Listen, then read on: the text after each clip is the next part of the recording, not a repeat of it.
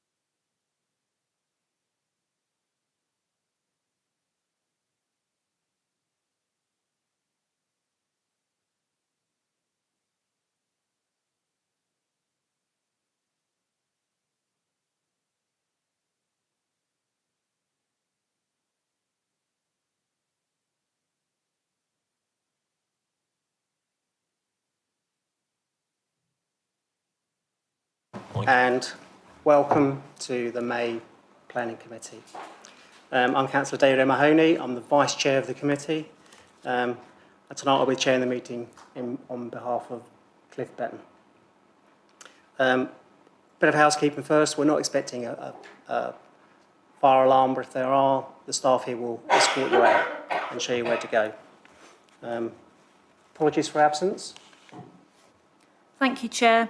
We've received apologies from Councillor Cliff Betton, who will be substituted by Councillor Sean MacDonald. We've also received apologies from Councillor Jonathan Quinn, whose substitute is Councillor Murray Rowlands. Thank you. Members, are you happy for me to sign the minutes from the previous meeting, 25th of April?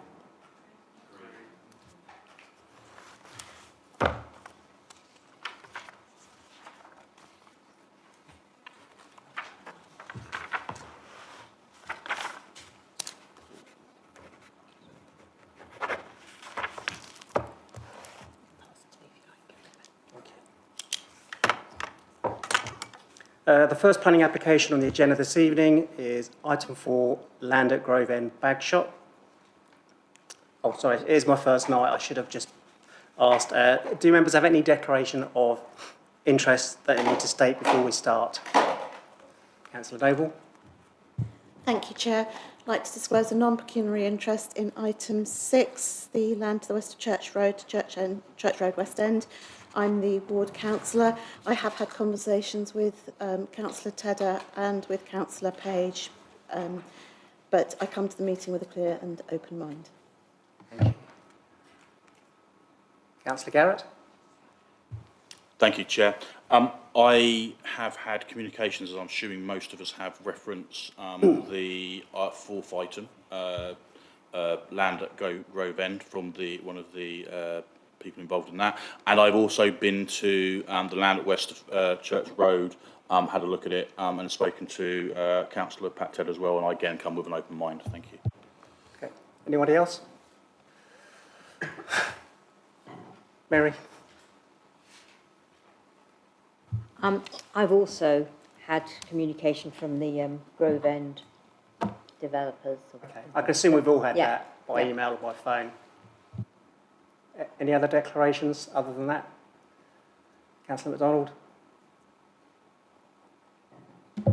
Thank you, Chair. Yeah, my declaration's similar to Councillor Liz Noble's in so much as I've discussed it with Pat Tedder, but come in with an open mind on item, Councillor Wheeler? same item. Thank you, Chair. A declaration in relation to the Arms House applications, in that I'd had previous meetings and even before the application went in with the applicant. I have obviously attended, along with a number of other councillors in here, a previous council meeting where the application was discussed but not determined. And I've had numerous correspondence from them. In addition to that, I've had a conversation with the applicant in relation to the first application at Grove End, Bagshot, and I have had communications from residents in relation to the applications in Windlesham, and I come to the committee with, as always, a blissfully open mind. Councillor? I'd like to declare an interest that a few years ago I actually met with Somerston Developments before there was even an application. It was just in the wind, and then I've had conversations with representatives from Somerston in the meantime. Councillor? Thank you, Chair. Yeah, two non-pecuniary interests. Item number 4, I've received an email from the developer lobbying me in favour. And item number 6, Councillor Tedder's lobbied me in favour. But I still have an open mind. Thank you. Thank you very much. We'll revisit any interests as each application goes through, but thank you for the moment. On to the first application. Item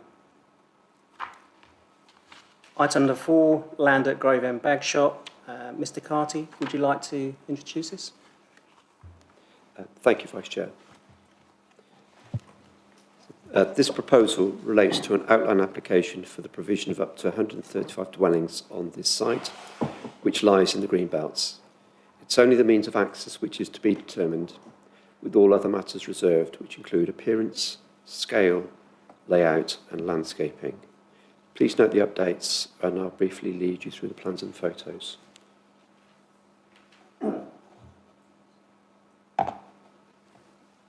This is the application site outlined in red, which is to the northeast of Bagshot Village.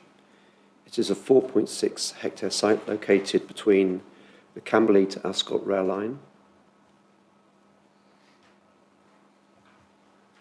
with the A322 dual carriageway beyond to the west, Grove End House and Grove End Cottage to the north, with the A30 London Road beyond, and Grove End to the south and east. That area there. The Windlesham Golf Course lies on the south side of Grove End. The aerial photo of the same area is shown on the right.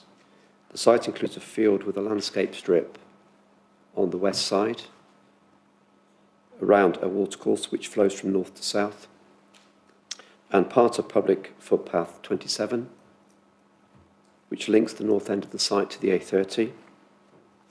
The site is wholly in the green belt. This photo is looking northwestwards across the sites, across Grove End from the golf club access.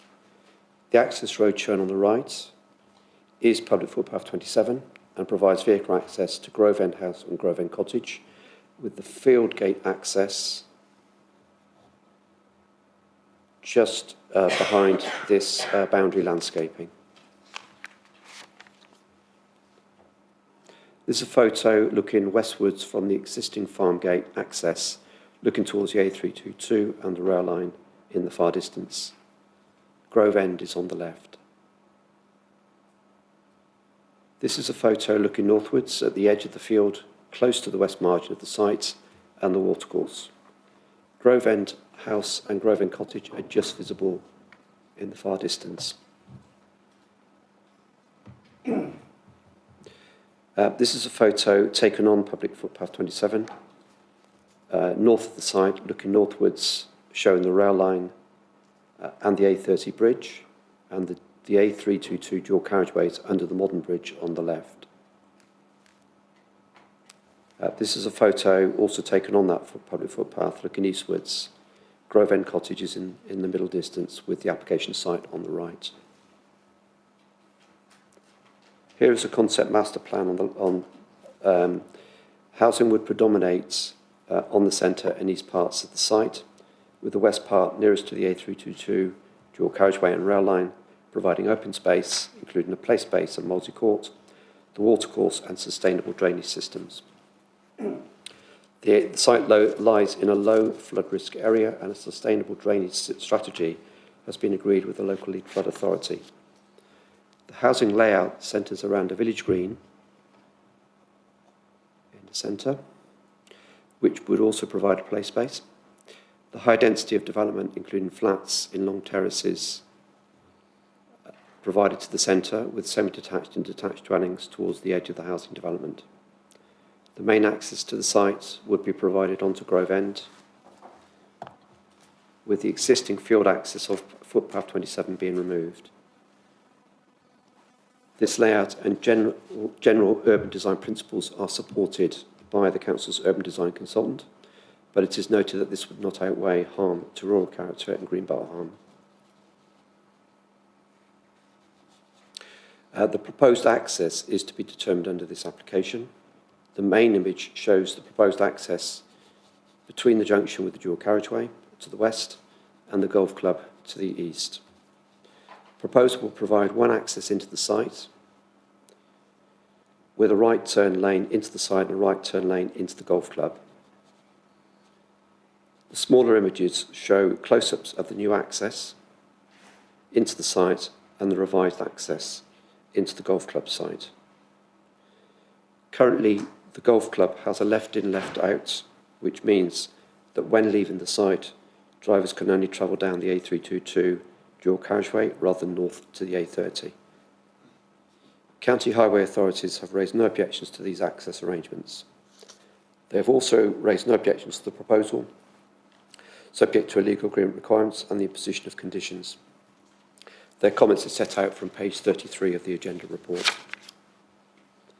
A lower travel speed on Grove End between the A322 and the A30 from 50 to 40 miles per hour is requested. The left-hand plan here relates to building heights, and the right-hand plan relates to density. The maximum building heights are not stipulated, but are up to 3 stories in the dark green areas, with up to 2 stories in the areas in light green. As confirmed on the update, the density of development is to be about 35 dwellings per hectare in the area shown in light green, and 70 dwellings per hectare in the area shown in pink.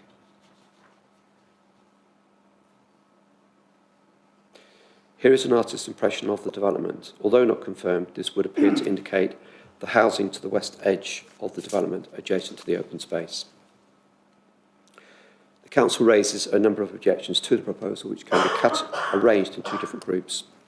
The principle and character, which are reasons 1 and 2.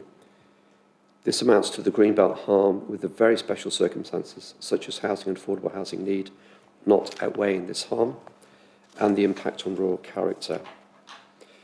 The second group is relating to legal agreement requirements. These are reasons 3, 4 and 5. These relate to the need to secure SAM requirements, although the SAM allocation criteria note indicates that schemes which are not otherwise acceptable on other grounds will not be allocated at this stage, and the SAM requirement can be conditioned. The delivery of affordable housing and the affordable housing mix complies with the first home procedure note and would provide at least 50% provision, which is in excess of the 40% policy requirements, and a contribution towards demand responsive transport, a request bus service to reduce the use of the car. There are a number of County Highway Authority legal agreement requirements, but most of these can be delivered by condition. A suitable legal agreement has not been provided to date, but would overcome reasons 3, 4 and 5 in the officer report. But, however, and even with such a legal agreement provided, reasons 1 and 2 would remain. The applicant has considered that there to be 11 key benefits as set out in the agenda report from pages 21 to 24.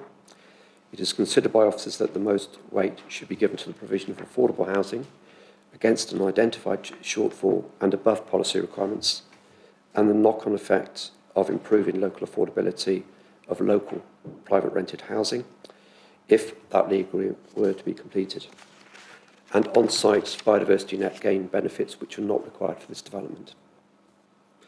It's not considered that the 11 identified benefits alone or in combination would outweigh the greenbelt and rural character harm identified in section 7.4 of the officer report. As such, the application is recommended for refusal. Thank you. Thank you, Mr. Carty.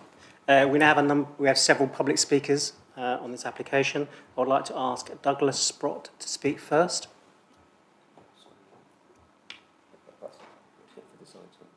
Sorry?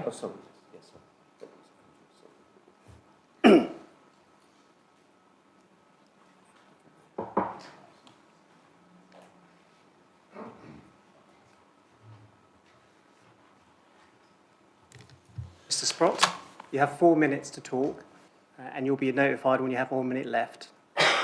Start when you're ready.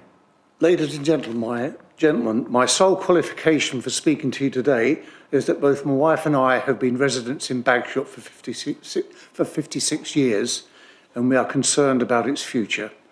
With regard to this development, it would appear to me that the planners have done a pretty thorough job with examining the issues with regard to greenbelt, etc.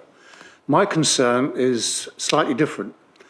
With regard to this project, it's been promoted really as an area where young families can make a start, young couples can make a start, etc., which is very commendable. However, this particular site has, in my mind, some very serious problems attached to it with regard to access.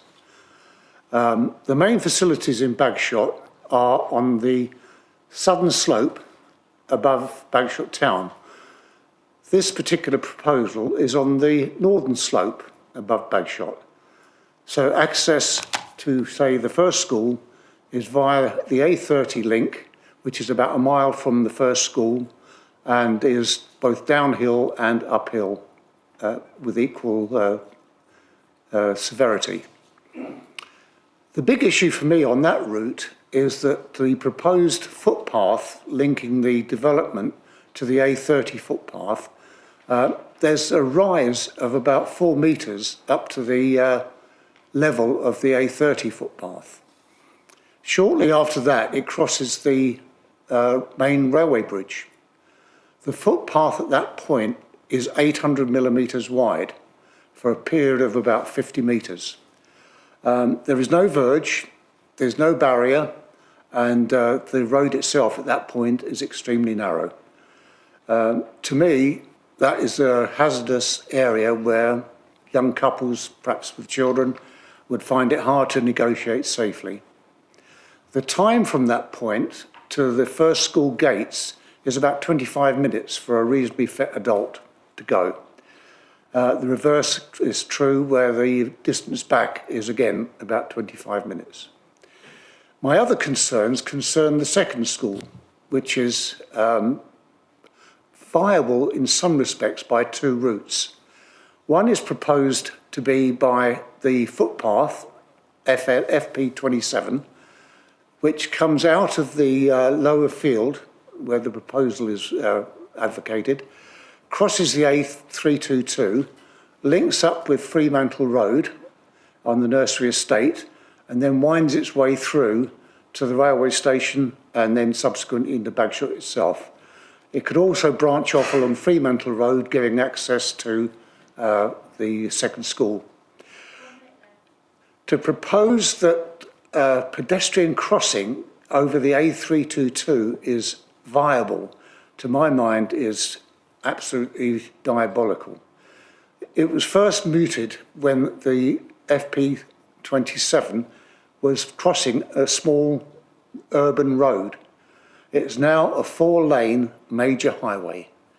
To think that this is safe for pedestrian crossing on an unguarded crossing, to my mind, is absolutely nonsense. The same is true of the traffic light section at New Road. To interrupt the flow of traffic there by increasing the time requirement to allow pedestrians to cross is going to cause havoc with the backup of traffic in both directions on the A322, New Road itself and into Bagshot. I think on those grounds alone, this is not a viable proposition with regard to Bagshot. Time's up, I'm afraid.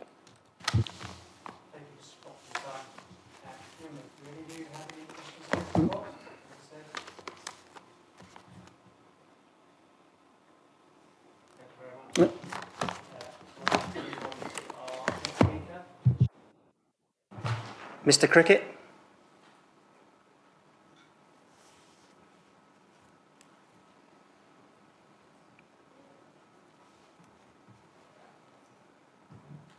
Hello, Mr. Cricket. It's the same as before. You have 4 minutes, and we'll notify you when you have a minute left. Good evening, everybody. Thank you for the opportunity to address you. You've heard and read your officer's professional view on the application. Now I'd like to provide you with my professional review. The application is proposing to deliver up to 135 homes, of which a minimum 50%, that's 68 actual properties, will be much-needed affordable homes. In the context of the borough's delivery of affordable housing, the application is an important one. I'm going to talk now about the proposed reasons for refusal. In summary, as you've heard, the third, fourth and fifth reasons are all matters which should and can be resolved through an appropriate legal agreement being put in place. During the course of the application's determination, draft heads of terms have in principle been discussed that would involve securing the contribution toward a demand-responsive transport scheme to reduce the use of private motor vehicles, securing the delivery of at least 50% affordable homes, with additionality to allow for a higher percentage to be achieved post-grant of planning permission. And that matter has been further expanded to you in the letter of support that ABRI have submitted and you've heard updated today, and providing for appropriate SANG and SAM mitigation. The second reason cites the development will urbanise the site, harming the countryside setting. With respect, the application is supported by a comprehensive landscape and visual impact assessment. This demonstrates the site does not exhibit a strong rural character, nor is it a sensitive landscape. In visual terms, it is largely contained by the highly urbanising influences of the A30, the A322 and Grove End itself. The site does not exhibit characteristics one might consider to be rare or of value in landscape terms, and has no features that could be considered important examples of its type, of itself or within its local setting. Beyond the site's intrinsic change from an undeveloped to a developed site, any harm to rural character will be entirely limited and at worst low level in magnitude. This leaves us with the primary reason for refusal, harm to the greenbelt. As the report explains, the application proposal represents inappropriate development by definition. There's also acceptance the development will change the site's spatial and visual openness. However, these harms must be considered by you all in the context of the significant benefits the development will provide, benefits that must be very carefully considered when undertaking the determination of the application under either the so-called flat balance or the tilted balance in favour of granting sustainable development. The committee report applies the flat, we say it should be tilted, but regardless, the application proposes a development that will deliver a package of benefits capable of providing the very special circumstances to outweigh the harms to the greenbelt, allowing for permission to be granted in accordance with national and local policies. The identified benefits are summarised through paragraphs 7.4.5 and 7.4.45 of the report.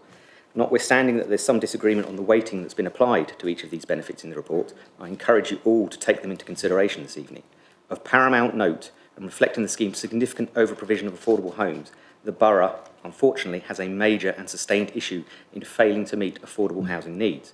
As demonstrated in the assessment supporting the application, between 2014 and 2021, a shortfall of 1,752 affordable homes has occurred in delivery, and that's against objectively identified need. An annual average of just 39 affordable homes have been delivered over the same period. These are homes that should have been delivered to meet the housing needs of households most in need. It's an acute shortfall. The delivery of at least 68 affordable homes, nearly 2 years of the achieved delivery rate per annum since 2014 from a single site, in excess of the policy requirement for 40% provision, is a clear and compelling benefit. Home ownership and private rental affordability are further significant issues. The latest ONS published figures demonstrate affordability in the borough has continued to worsen in contrast to many other areas. Median house prices have risen to 12.1 times annual median incomes against the national average of 8.14. The parameters for the site's development and the concept master plan submitted as part of the application have been informed from the outset by a desire to maximise biodiversity improvements. This has resulted in a preliminary BNG assessment demonstrating 25% in habitat units and 46% uplift in hedgerow units. Against a requirement for 0 to be provided as part of this application, these levels of gains need to be given very substantial weight. The proposal also represents sustainable development, and the design parameters that have been set are agreed to represent high quality. To conclude, Giving all the benefits due and That's 4 appropriate minutes. regard, there are robust and compelling very special circumstances presented. These VSCs clearly outweigh the harms. I therefore encourage you to reach a different conclusion to the recommendation that's been presented to you this evening. Thank you.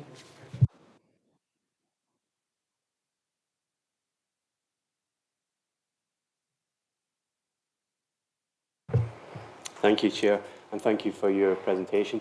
What was your response to Mr. Sprott's points about the danger for pedestrians? This is my ward. I walk these roads a lot. I've even taken my life in my hands and crossed the A322 at that footpath and crossing a dual carriage with heavy traffic on foot. It's clearly not safe. An officer even once told me it was a death trap and it couldn't be improved when we were talking about changes to walking and cycling infrastructure. And the other points are true as well. It's really dangerous crossing on foot, all of these roads. Thank you for the question. In answer to that, I would direct you back to the consultation response that you've received from County Highways. Whilst we've got junction improvements, and we're talking about improvements to the public right-of-way, there are a number of off-site pedestrian and cycling improvements to ensure that safe access and routes are provided. They are along the A30, they are on the A322. So that information is all in part of the application. That's been considered and reviewed in great detail by Surrey County Council, and on that basis they've raised no objection and they are satisfied with the proposal in terms of pedestrian and cycle connectivity. Councillor White? Are you representing the developer or the agent? That's not my question, but I need to know that. I am the planning agent, yes. Right, so the company, is it ABRI? ABRI are the social... Yeah. How many sites do you or do they currently have that are 100% affordable, absolutely 100% affordable? So the answer to that, unfortunately, is I can't give you that information. I don't have that information to hand. Certainly, we can provide that for you at a later date. What I will say to you is they have been part of the discussion that's since the outset of this application and the proposal and the way it has been developed and framed. ABRI are very experienced in providing affordable housing. It is their business. They are the South's largest housing provider. They are supporting this application. They are confident that, including for the additionality, and that is part of their business model, it's incumbent on Homes England grant funding so that they can purchase the site, they can then get the funding to then be able to deliver that additional affordable housing to get to the 100%. It may not get to 100%, it may be 90%, but what we are certain is that it is a viable development at a minimum 50%. That's the terms of the application that have been presented to you, but ABRI will be looking to increase that beyond that. And that's why through an appropriate 106 with the additionality clause, that mechanism being in place will ensure that additional affordable housing can be delivered.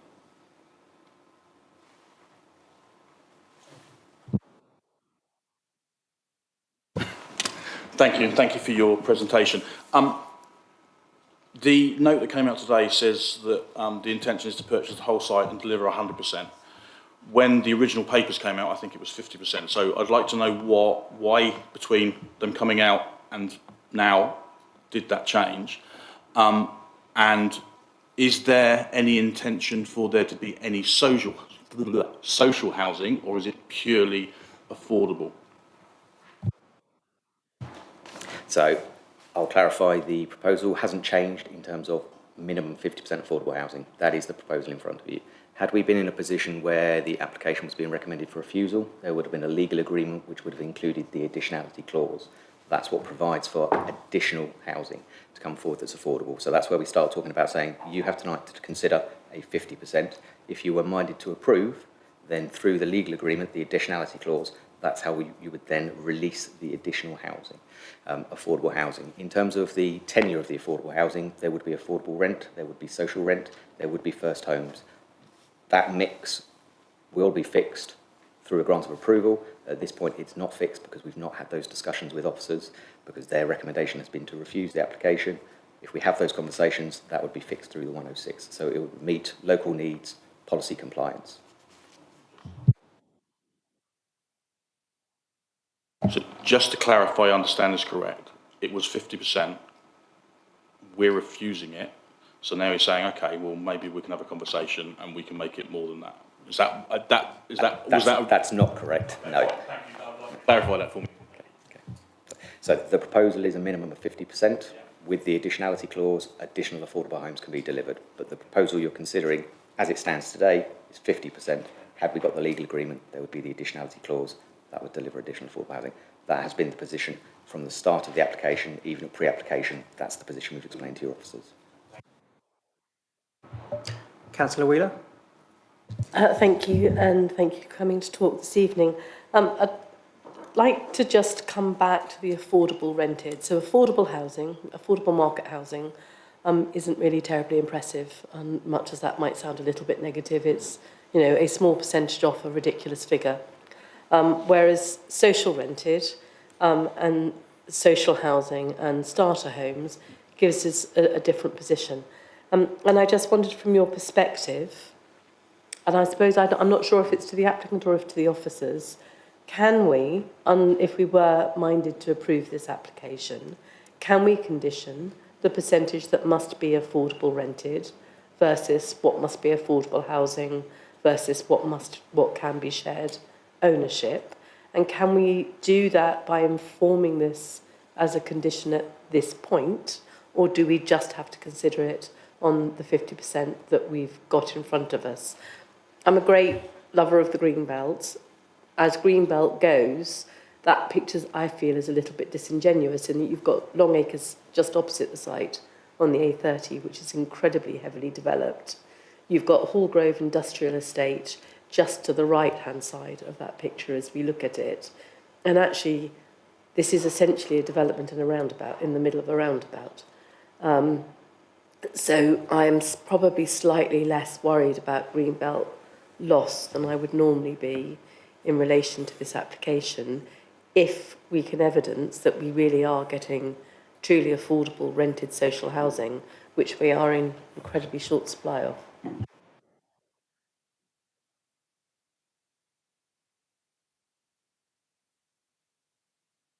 As I said, I'm sorry, I'm not sure if it's the speaker that answers it or if the officers that need to come back on it. I think what you've got to appreciate that with this application, as Mr. Cricket has said, it is set at 50% as a minimum, and that's what we have to assess it against.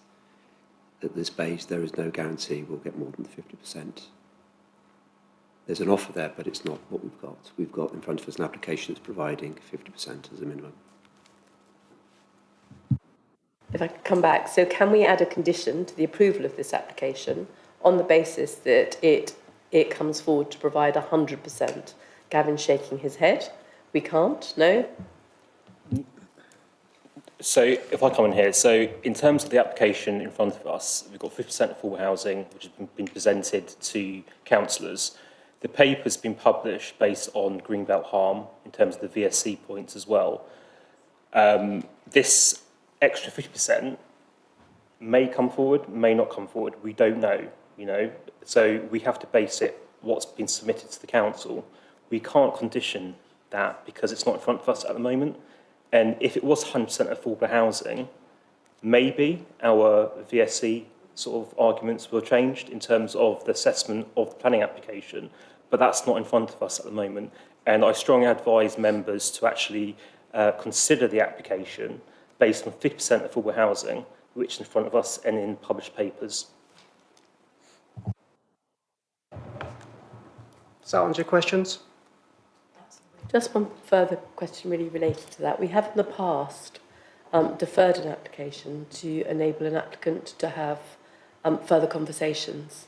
And I wondered whether or not that might be appropriate in this case to enable the applicant to have further conversations with the authority to see whether or not that 100% can be more formally agreed. I think my advice to the committee would make a decision on what's been presented tonight. I think we need to be very mindful of the strategy of the council as well in terms of looking at Greenbelt release as well, because it's a very high bar in terms of releasing Greenbelt in the borough. And as you're aware, we're not looking at any Greenbelt release as part of the future development of our local plan as well. So my advice to members tonight is to consider the application in front of them because at the moment we are not sure whether or not the scheme would come forward 100% affordable housing, because there's different sort of mechanisms which the applicant will need to go through to actually get to that point. So I would strongly advise members to actually assess the application based on 50% affordable housing. Mr Thompson. Thank you, Chair. But just to be clear, if we approve this outline request today, this would have to come back before this committee with a final plan once they actually put together their final plan of what those houses will be and what that split will be. That will have to come back before this committee, is that right? If that happens, that scenario happened, then there would be a subsequent application for the approval of the reserved matters. At the very beginning of my speech, I indicated that those matters were appearance, scale, layout and landscaping. So at the moment, the only thing that would be determined is the access.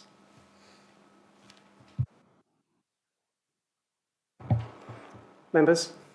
Oh, one final question. Mary? Philip?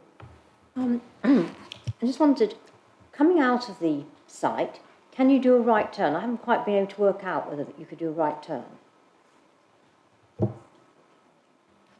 Out of this site at the moment, the Fieldgate access is off footpath 27, which, if I go,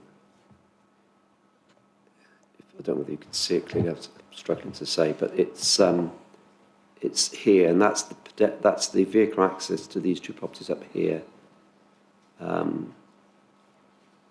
So at the moment, you can come out of there and turn left or right. The issue is around the golf club and their manoeuvres, which you can only, it's a left in, left out. Yeah. Members, do you have any final questions for Mr Cricket? The Order's recommendation is to refuse. Do we want to propose this? If so, can I have someone propose and someone to second? Oh, right, sorry, cheers. Do we have any further debate or questions? There's no further speakers.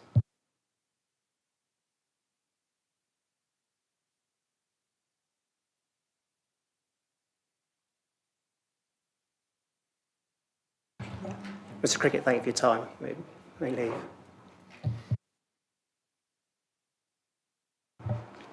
Councillor White.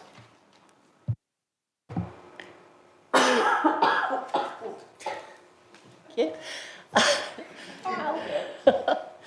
Regarding the access and the proposed right turn into the golf club, if I remember rightly, many, many years ago when the golf club was developed, the reason there was no right turn in there is because of the access off the 322, and it constitutes a blind bend. So cars come off the 322, they speed up again, and then if there's somebody stopped turning right, then there is a problem. That's why there was no access out of the golf club for those reasons. So why is it that highways have suddenly decided that that's all okay now? And if they're going to put a roundabout in, why did the roundabout not go in all those years ago when the golf club was built? Also, another question, they're saying about a 40 mile an hour. That's ridiculous. It should be a 30 mile an hour around there if it goes ahead and it's going to be a residential area. Thank you, Councillor White. Councillor Garrett.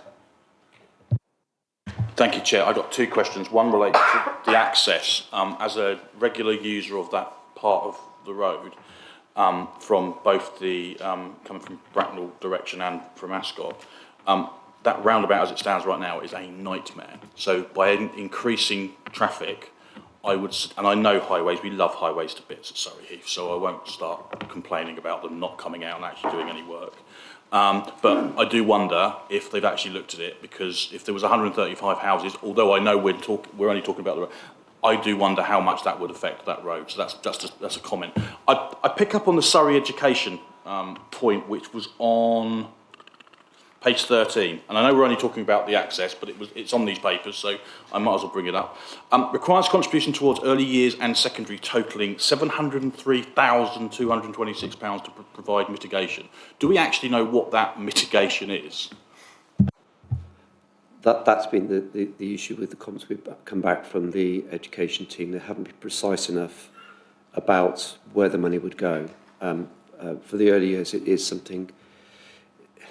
They will tell us later, which isn't good enough. But they did have two options for two schools, but we need to know a scheme that it would go towards. And because of that, because we don't have that information, we're not able to bring that forward and agree to that contribution, unfortunately.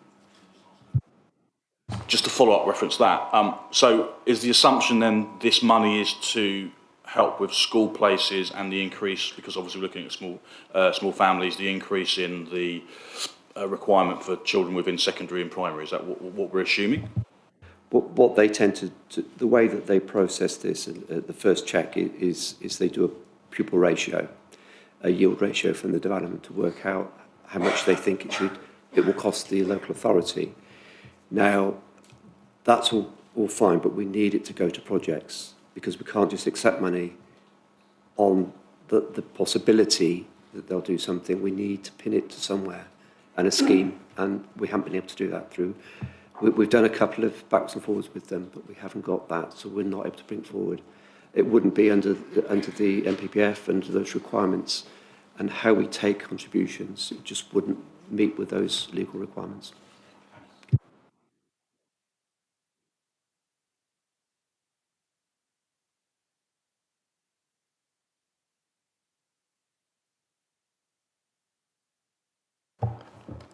Thank you. Liz Noble, Councillor Liz Noble? Councillor Rowland. Sorry, I didn't see your hand go up. Thank you, Chairman. I just wondered, listening to the detailed descriptions of the actual environment, wouldn't a site visit have been very useful in this case? I understand the procedures, but it would have been very useful. I think there's an absolute priority to provide effective housing for the 1,000 on our waiting list. And this is one of the proposals which has come before us and certainly deserves our detailed attention. This is an urgent necessity as far as we're concerned. We're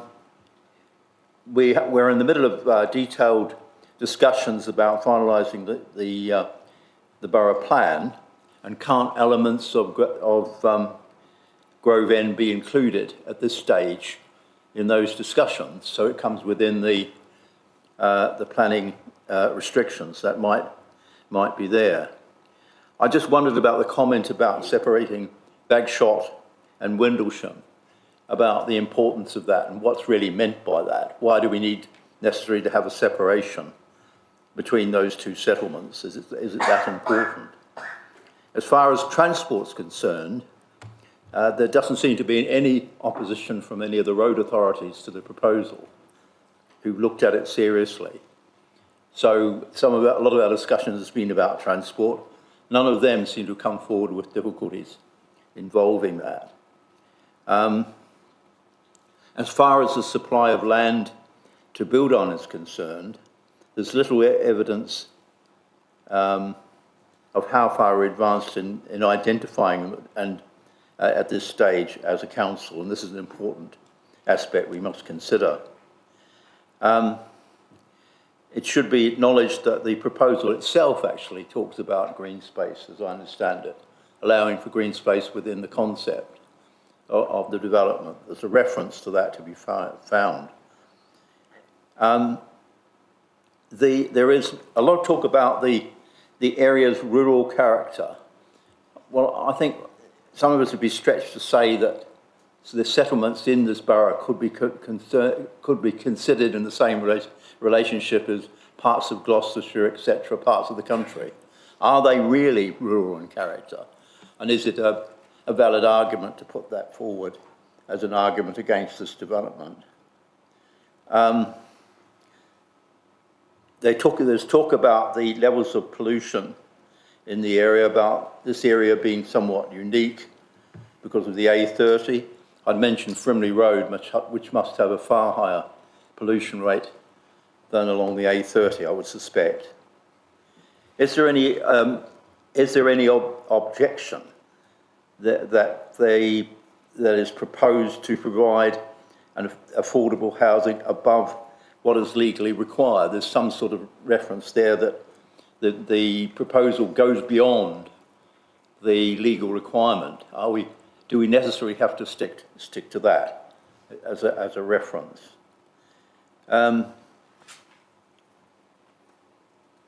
There's a referral to the visual impact of the development. Should a visual impact, something referred to as a visual impact, supersede housing need, actual housing need? There's a reference to visual impact. We have clearly a special need for affordable and social housing. Now, we got into a discussion about how much social housing is going to come into it. And I think we've heard from the developer that possibility of the definitions of affordable and social housing are going to be looked at again, perhaps, in relation to this development.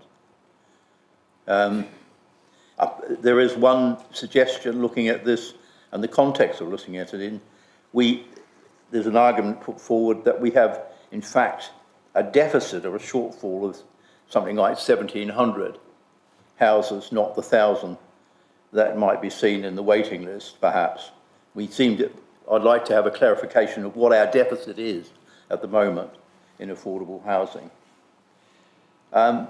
Which, again, the argument against this is that it interferes with the parts of the council's rural character. Well, I think I'd make the point again, are we really talking about a rural character? These areas aren't necessarily rural in character and shouldn't be regarded as being such. And finally, looking at the consultations that have taken place, the environmental health says there's no detrimental consequences that they've observed that should arise out of the development. So apart from the officer's comments, generally there's a favourable interpretation of the development that's come forward. Thank you very much, Councillor Rowland. Officers, are there any of those questions you can answer? I'll try and pick through some of these questions as best as I can. The issue about separation of settlements is one of the key requirements of green belts. One of the purposes of green belt is to keep separate settlements. So the idea that this development, if continued, would then at some point combine with Windlesham, although it would be far off, is part of that argument against the scheme.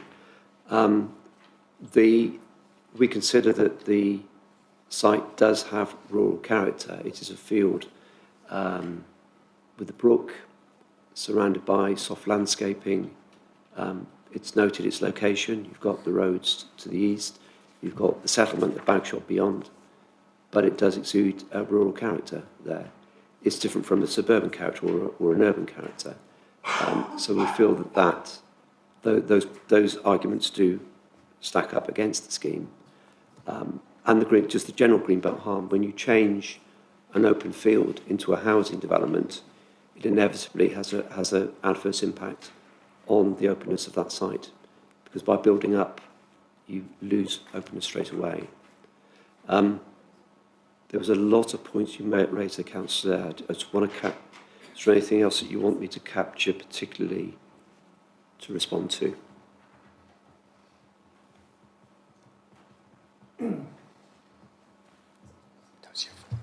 Councillor Thompson. Affordable housing.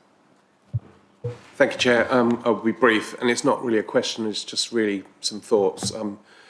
I agree with a lot of what Councillor Rowlands was saying there, and I think often we talk about this need for affordable housing, and we talk about numbers, and we talk about stats, but I think it's important that we think about what that actually means. We have a massive lack of, we have a situation where the people that teach our kids, the people that look after us in hospital can't live in this borough and they have to commute in because we don't have the affordable housing we need.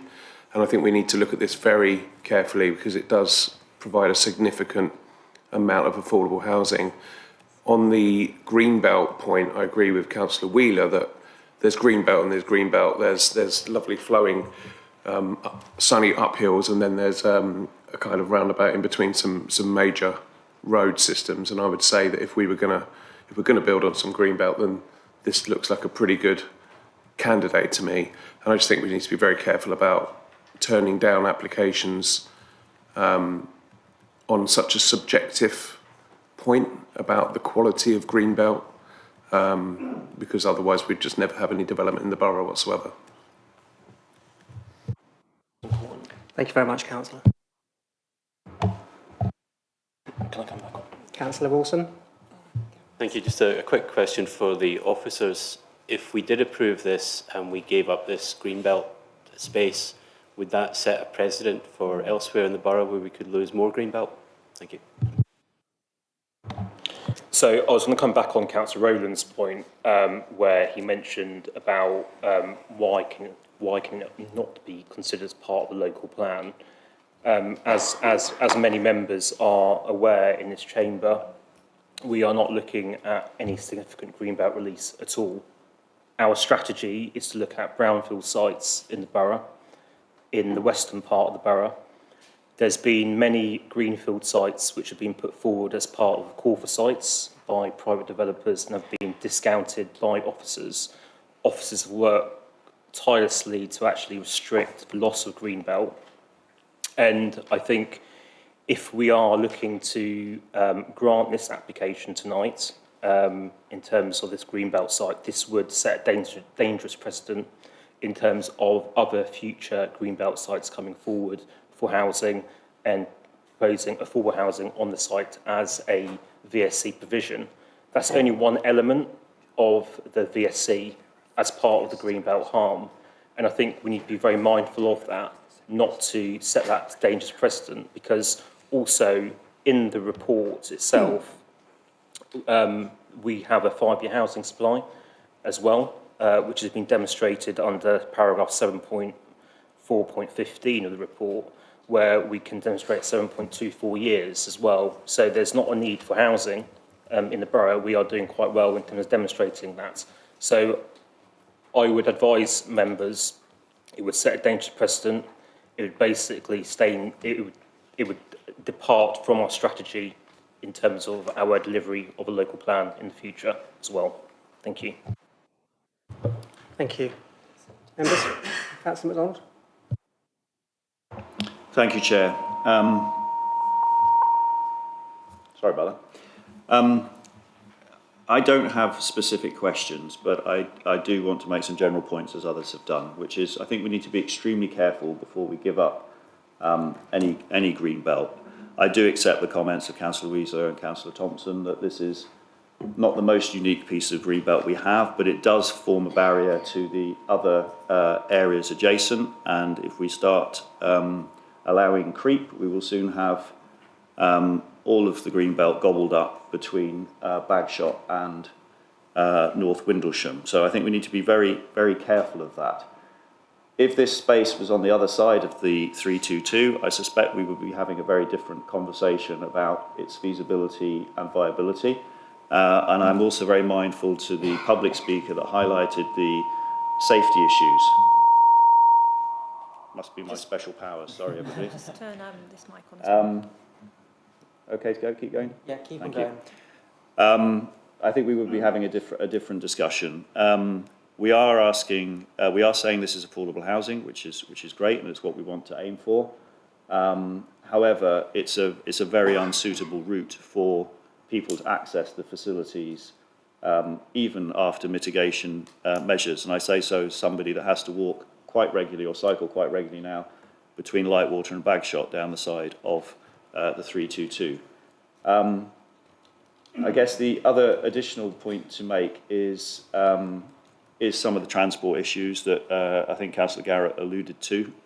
Whilst we have some guidance from the statutory body, I think we are mindful that it doesn't always fit with reality, and that does need to be a consideration in our mind. So we need to look at this one in the round. I'm also slightly concerned, as a final point, about the fact that the developer or the developer's agent has hit us with some goodies at the 11th hour with respect to the 100% affordable.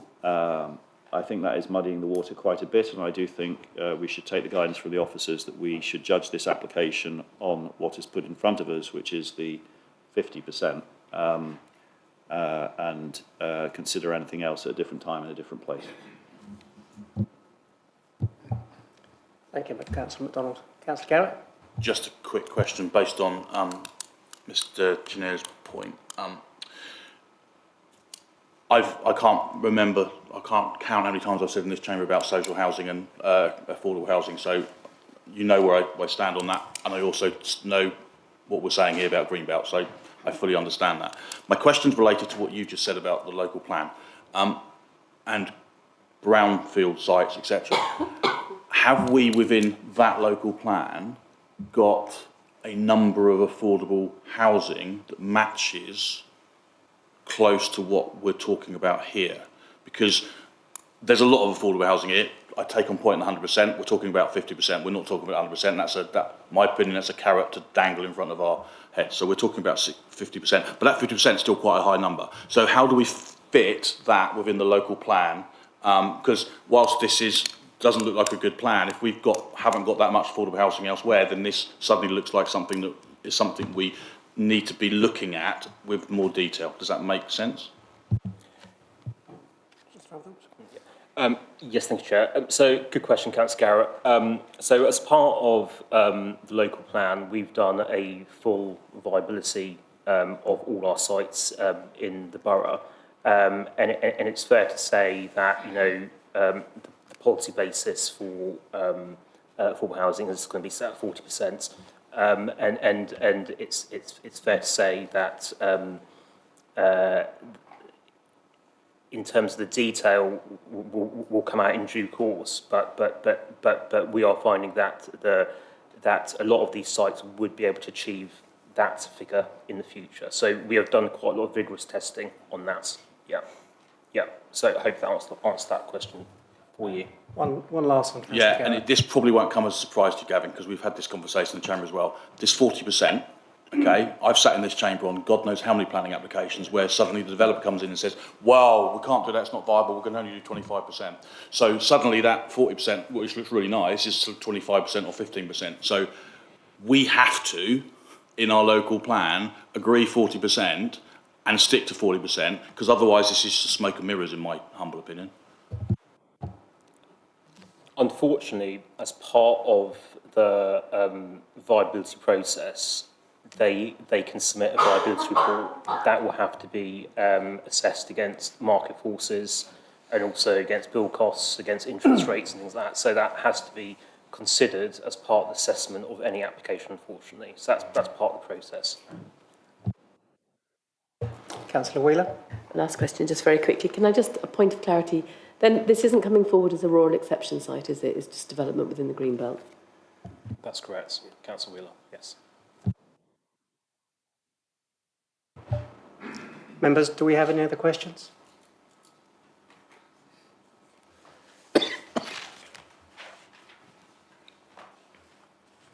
Office recommendation for this application is to refuse. Do we want to propose this? First, proposer. Okay. Victoria Wheeler. Seconder. That's refused. No, that's just Oh, sorry. you have to go to a vote. Yeah. Can we take a vote, please?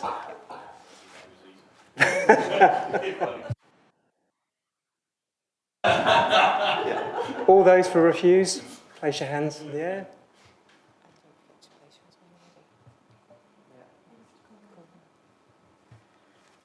Okay, keep your hands up. So all those voting for, which is to refuse, Councillor Sean MacDonald. So put your hand down when I sing.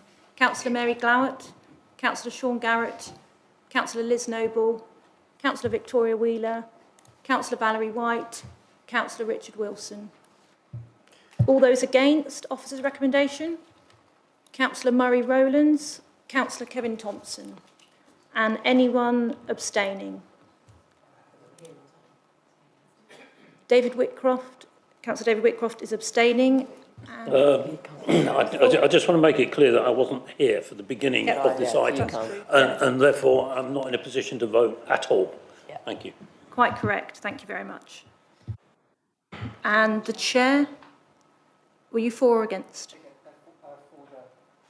And that's for Councillor David O'Mahony.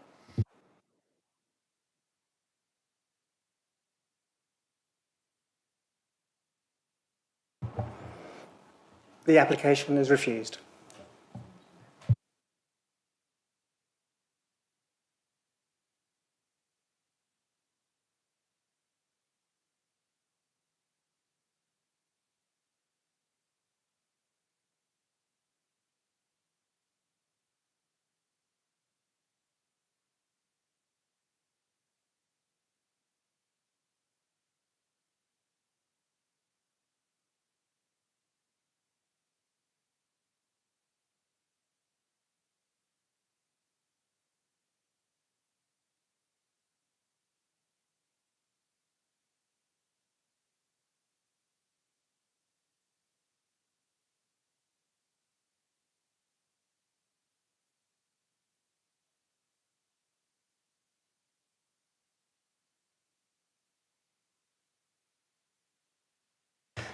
Second planning application on the agenda this evening, item 5, land south of Beach House, Woodlands Lane, Wiltshire. Can I confirm any declarations of interest?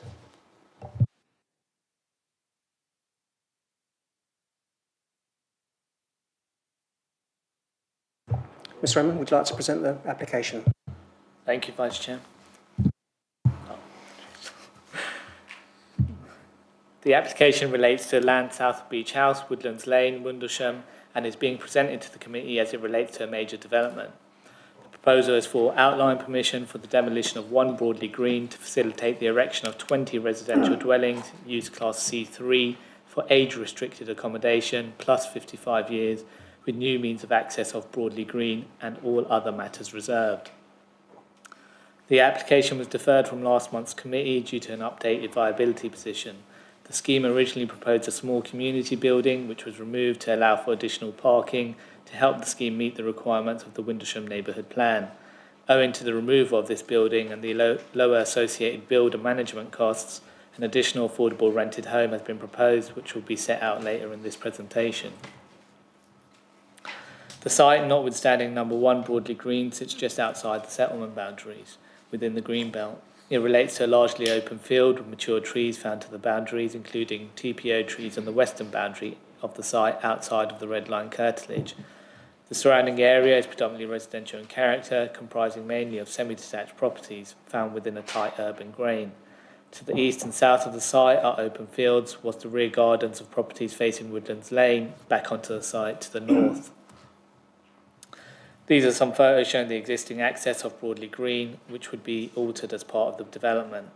The rear of number 1 Broadley Green can be seen on the photo to the bottom left, whilst the frontage of the site is being used for storage of materials as seen to the photo on the bottom right. These photos show views within the site, showing the open nature of the field, whilst the picture to the bottom left shows the properties on Woodlands Lane that back onto the site.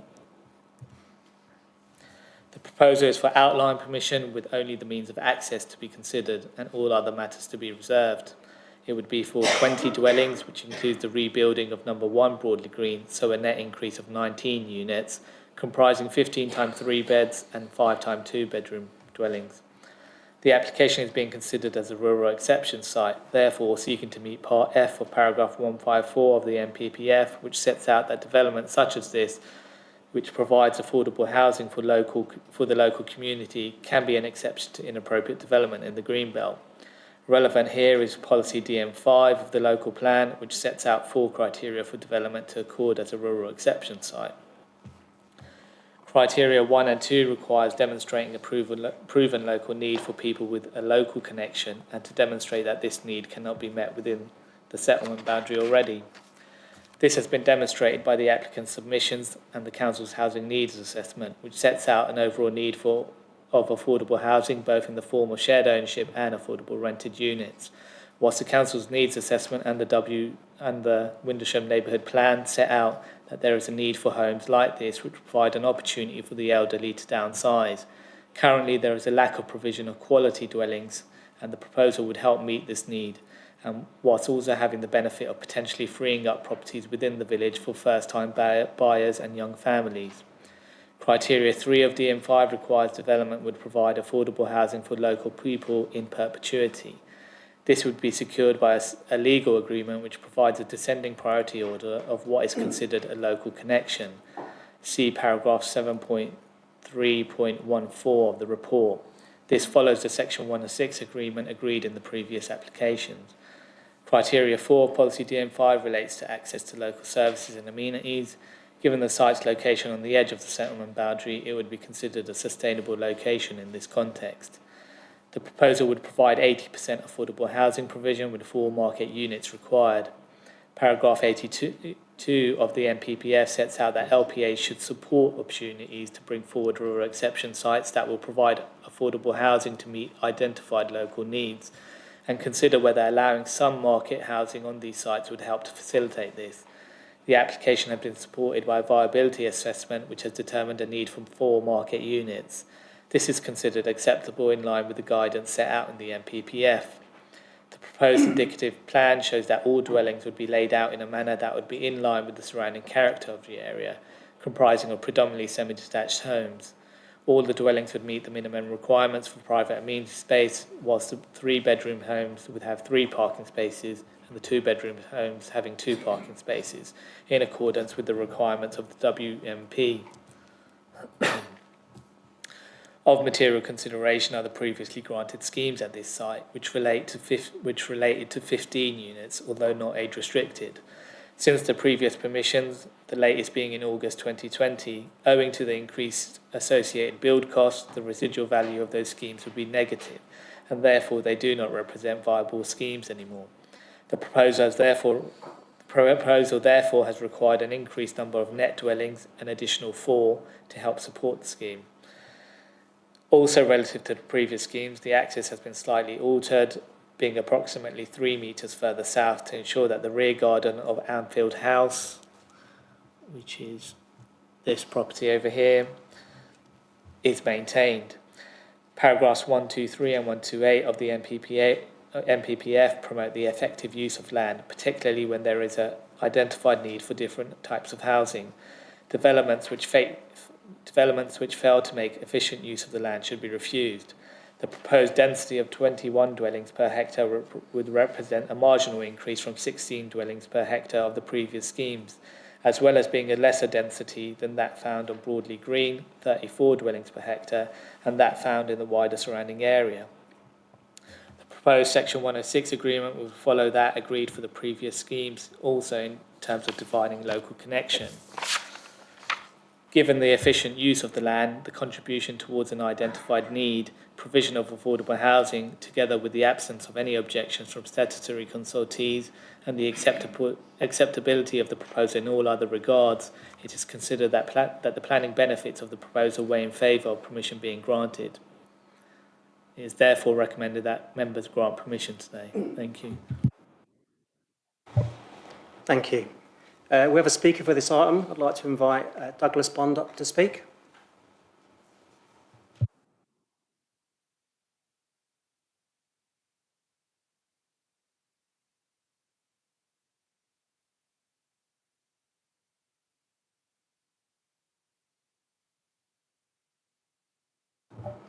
Mr. Bond.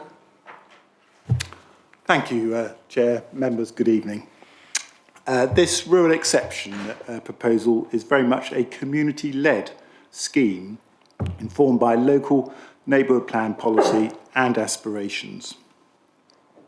I note 29 consultation letters were sent out, but 69 letters of support were received. There were only 6 objections.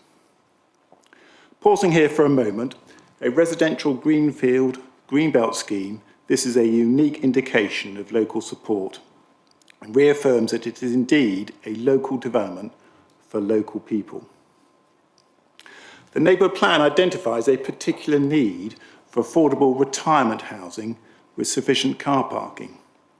This scheme delivers on both. 4 private but retirement homes are included in order to make the provision of the remaining 16 affordable retirement homes viable. The Council's Planning Policy Officer raises no objection and considers the development meets an identified need.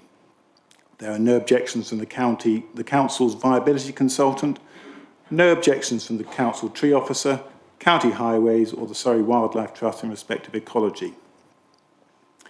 Greenbelt policies in the NPPF, the core strategy and the neighbourhood plan all confirm that this rural exception scheme is consistent with policy. It therefore represents appropriate development in the Greenbelt. The neighbourhood plan identifies a priority housing as 2/3 bedroom houses, not flats, for older people. This scheme specifically addresses this need.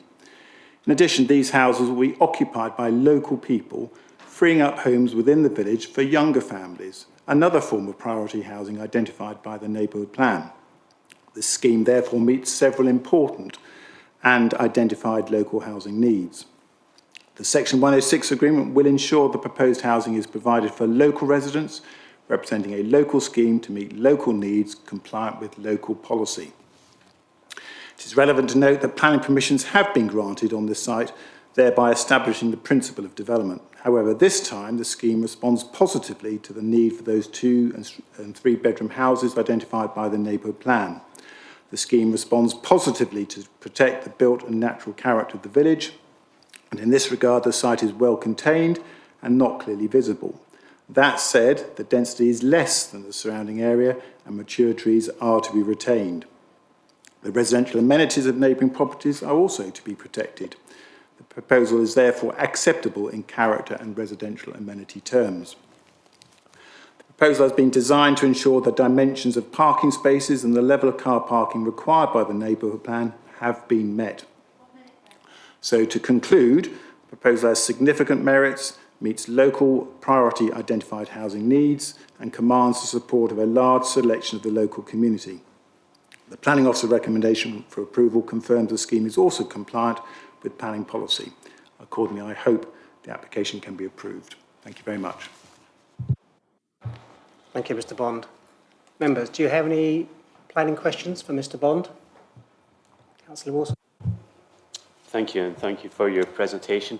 I think you said that this proposal complies with the core strategy as adopted by the Council. Can you confirm that it does comply with policy DN5 on rural exception sites? Thank you. It does, sir, and I have to say that the Planning Officer gave a very fair but also comprehensive run-through of the individual criteria of that policy, and this scheme falls squarely with each and every one of those criteria. Thank you. And, thank you. And just another follow-up question on the Planning Officer's presentation. He had the affordable housing broken down, 16 units, broken down as 9 units of affordable rent and 7 units of shared ownership. Is that your position as well? It is. That's been discussed and agreed, and also backed up by the viability assessment, and that's set out quite clearly in the recommendation to which we are firmly committed to. Thank you. Thank you, Councillor Wilson. Councillor Wheeler. Thank you. There's a reference in the planning documentation about the provision of 4 of the homes to the Windlesham care home or group, whatever it is. I'm sorry, I've not got the name immediately in my hand. Can you confirm, please, where we are or where you are in those negotiations and whether or not those 4 properties are actually confirmed to be taken on by them? There have been ongoing conversations with the Community Trust for a number of years, and those negotiations or discussions remain open, and the applicant is more than happy to entertain proposals from that Community Trust if they so wish to continue with those, subject to, clearly, the grant of a planning permission. Sorry, so for clarity, it's not confirmed that there will be 4 properties taken on by the Windlesham Community Trust? They have not got to that stage yet, but I repeat, the opportunity for the Trust to take those 4 units is still there for them to do so if they can complete those discussions such that they are content that those can be delivered by that Community Trust. So there's an open door to continuation of those discussions. Subject, obviously, to them being able to raise sufficient funds, which I understand they have made a statement saying that they can't, that their absolute maximum is 2 properties. So I just wonder from a planning point of view, what happens to the 2, where that provision is for the 2 that they're saying they can't afford. Do you want me to impart comment on that, Chair, or? Proceed. The application is for 20 units, of which 16 will be affordable. And in response to your earlier colleagues' questions, 7 of those will be shared ownership, 9 of those will be social rented, and it's a question of whether the Community Trust wish to incorporate some of their units within that affordable mix. That is, at the moment, a matter for them, but I repeat, the door is open for them to take up the opportunity. And if that's not for 4 units, and they can only afford 1, then they still have that opportunity for that 1 unit. But the offer's there for them to proceed if they wish. Just to clarify, the application has been considered outside of the realms of the trust as well. So where we considered the viability point of view and the affordable housing, that's not securing an agreement with the trust. Again, that position is open if the applicant wishes to engage in that, but that's not secured as part of this application. We would nonetheless secure that 80% affordable housing. But to be clear, that is mentioned in your report, that it's 4 properties being taken by them. So I just wanted to clarify that, because I know that, for example, is something that is very strongly supported in the minds of the community within Windlesham, and that may well be a reason why they have or haven't commented on this particular application.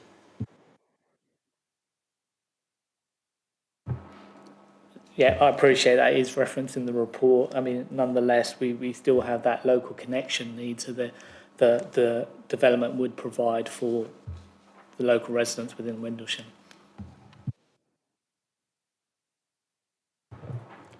Councillor MacDonald. Thank you. I also connected to the same point as Councillor Wheeler. I mean, the words do say would be provided in point 1.2. That's quite definitive in my view. I mean, I'm not an English scholar, I'm more on the math side, but it says would be. So maybe we could just clarify if I accept that it's not all of the things that we need to consider in the mix here, but one of the things it does, because it does state it very clearly, if, and this is the question to yourself, the Windlesham Community Trust has to pay what market rates for these properties? Is that the where you're heading with them? 2 things, sir. One, I'm not party to any of those commercial discussions, so I couldn't assist you. And if I attempted to, the last thing I want to do is mislead you. That wouldn't be the correct thing. The second point is, as the officer alluded to, if you have the time to look at, on page 62 of your agenda, paragraph 7.3.14, there's a significant list of qualifying criteria for these affordable units. And there is a 100% focus on local residents meeting this identified local need.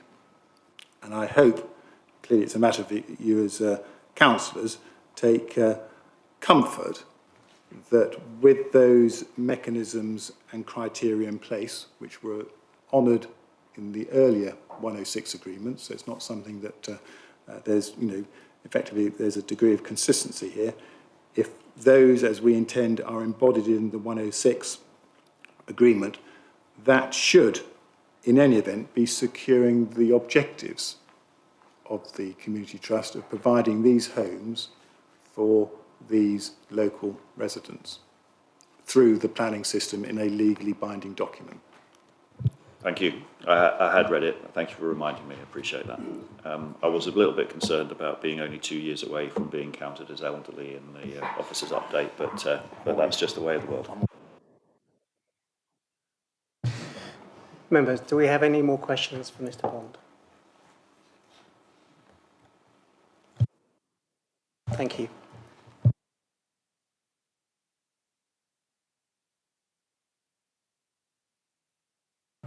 Members, do you have any questions? Councillor Wilson? Thank you. Yeah, a question for the officers, just to clarify if I'm understanding this correctly.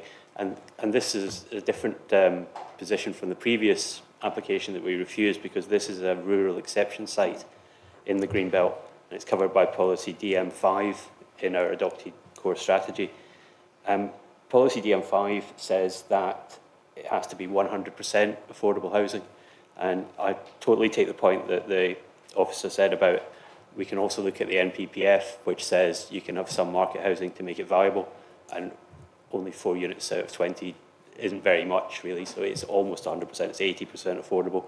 And it's because I think the land values in this area are probably the highest in the whole of the borough. So it only takes 4 houses to make the other 16 affordable houses viable. But the other part of criteria in policy DM5 is that there has to be an identified local need. And I just want to check that the officers still think that that is definitely the case. I looked on the council's website for this application. There's a retirement living report that was published by the developer. And it says that there's already quite a lot of retirement homes in the parish, including in Windlesham and Fromore Gardens, and 41% of them are currently vacant. Can you just comment that there is definitely a need locally for this? Thank you. Yeah, just to come back on the first point in regards to the NPPF and policy DM5. So, as the NPPF is the latest policy document in essence, we would that would override the element of policy DM5 where it talks about 100% affordable housing. Nonetheless, the objective of the NPPF and policy DM5 is consistent with how the application has been presented. In terms of the local need that's been presented, and as you've identified, there are retirement homes, however, they aren't of a suitable quality. A lot of them are flats as well, and that's part of the reason why they've stayed vacant in essence. This would provide quality downsizer homes for residents to use as retirement homes.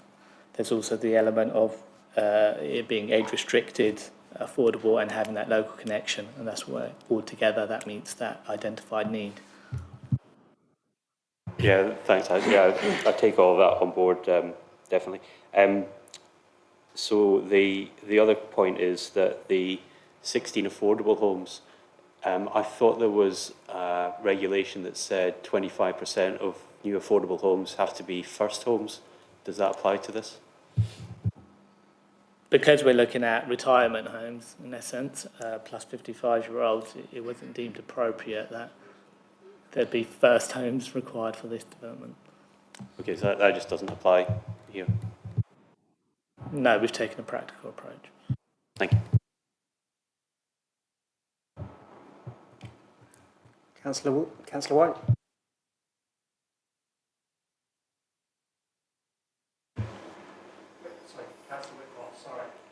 No problem.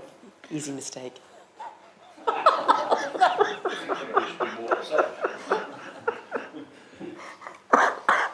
I'd like to refer, if I might, to page 59, of the report, in particular the second point down, which refers to number 3 Broadley Green.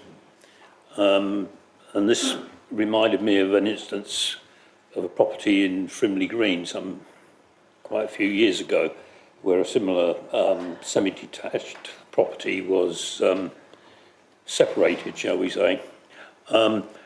The officer comment says any demolition works would require building regulations, which seems to imply that the demolition work might start before the integrity of the neighbouring property has been fully established, which seems to have two possible results. One, if the integrity of the neighbouring property is jeopardised, that obviously has impact on that property. But the second point is, if it's decided that that number 1 can't be removed, presumably that means a new planning application then has to be submitted to achieve a solution to the access issue. Perhaps you could comment on that, please.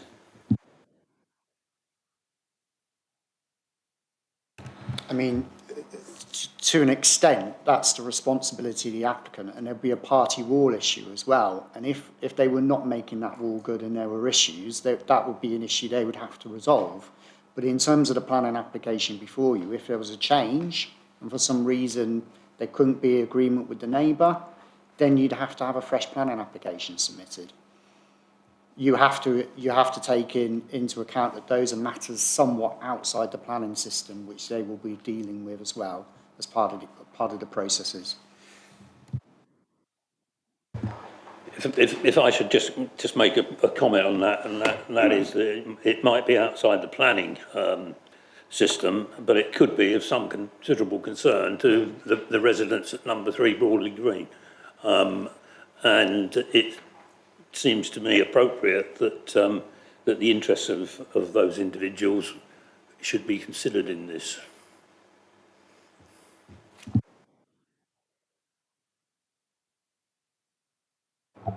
I think in terms of that last point, I think as Mr. Partington has alluded to already, there would be party pool agreements in place. There would be obviously consultation between the landowner and the various residents prior to any sort of demolition works. That would happen outside the planning remit.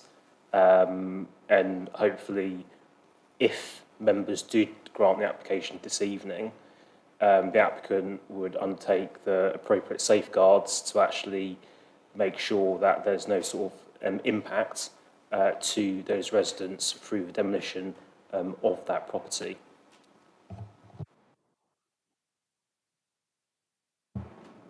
A final point, if I might. I'm assuming from what you said earlier that it isn't possible to either condition this or to include an informative on this matter. We could add an informative on the decision notice along those lines, if that would assist in terms of the process. Yes. Yep. Just to give advice and guidance to the applicant once they start the demolition works. Thank you. I think that would be helpful. Thanks.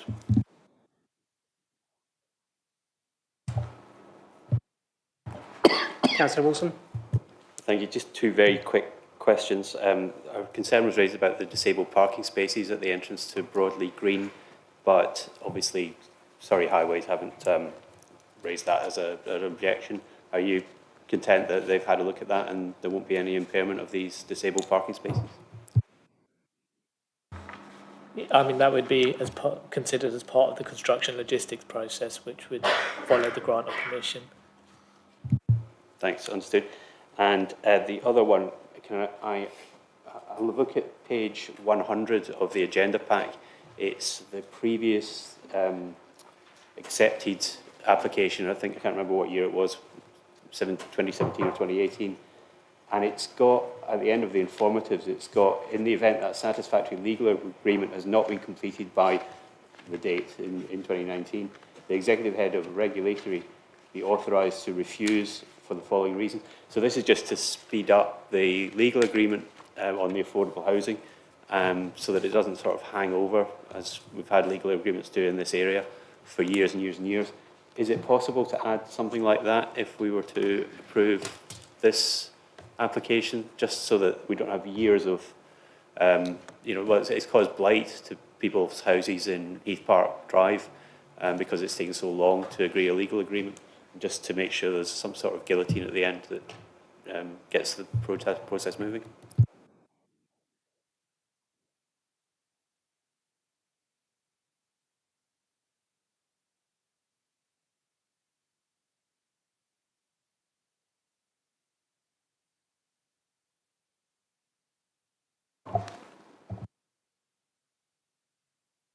Thank you, Councillor Wilson, for your comments.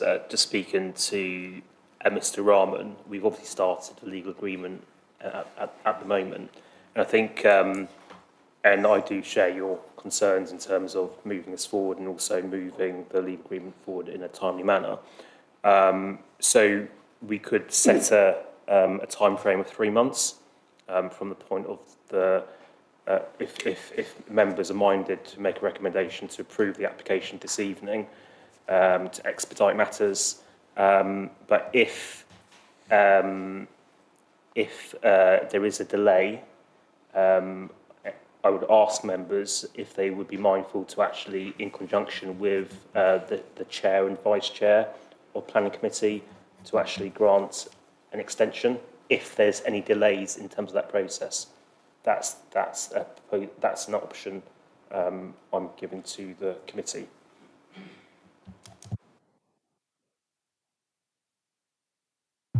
Sorry, I'll just weigh in a second, but yeah, I totally agree with that. It sounds like a very sensible solution. Thank you.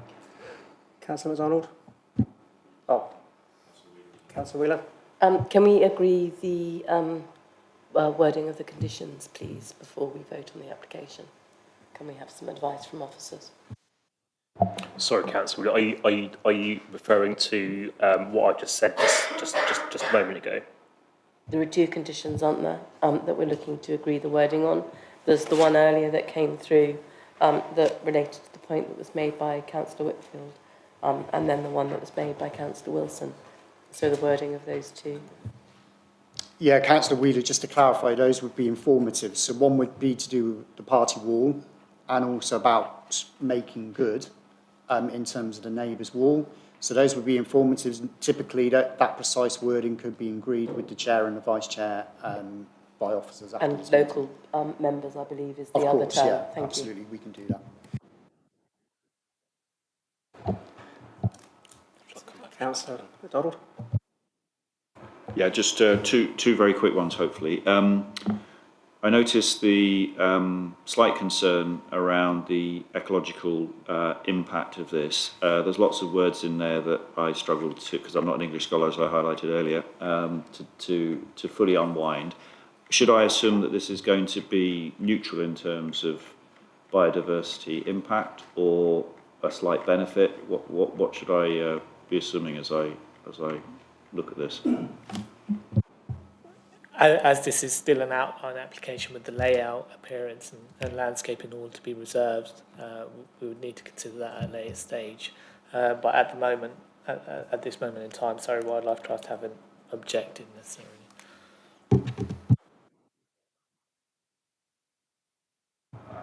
Apologies, I had a short follow-up, which was, and in relation to the SANG capacity, where do we think, quote unquote, these people are going to? Which SANG do we envisage them utilising?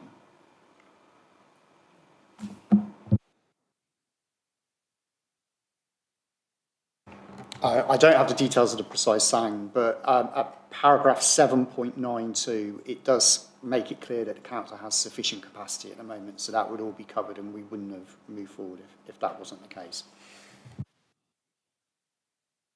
Councillor Wilson? Sorry, I'll be really quick.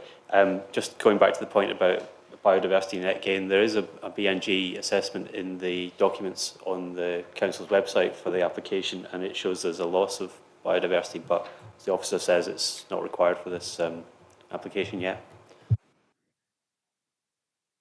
Yeah, that's correct. It's not required as part of this application. And as I say, landscaping is still to come forward as well.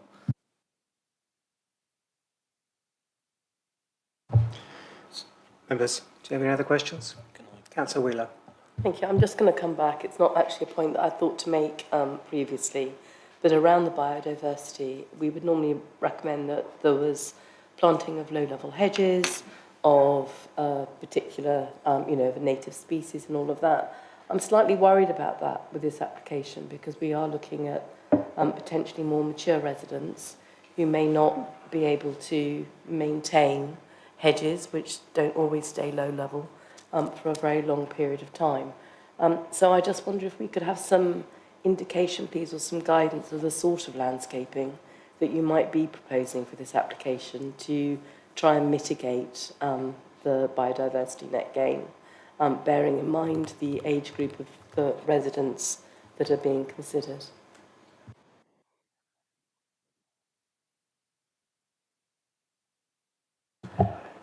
Thank you, Councillor Wheeler, for your question and your observations there. So I think as Mr Rahman has alluded to in his presentation, there is obviously this is going to be reserved as part of the application, but 7.8.3, page 66 of the agenda pack, it says, in respect of the hedgerow habitat of principal importance, Surrey Wildlife Trust have stated that as the hedgerows appear to fall within the boundaries of dwellings, long-term retention cannot be ensured, and though appropriate protection measures or compensation mitigation measures should be secured.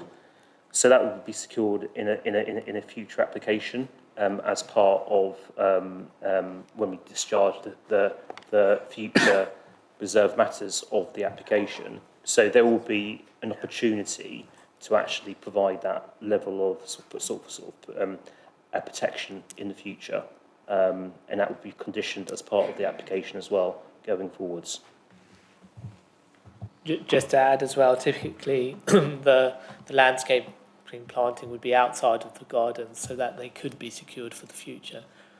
So then residents couldn't just chop down the tree in their garden in that sense.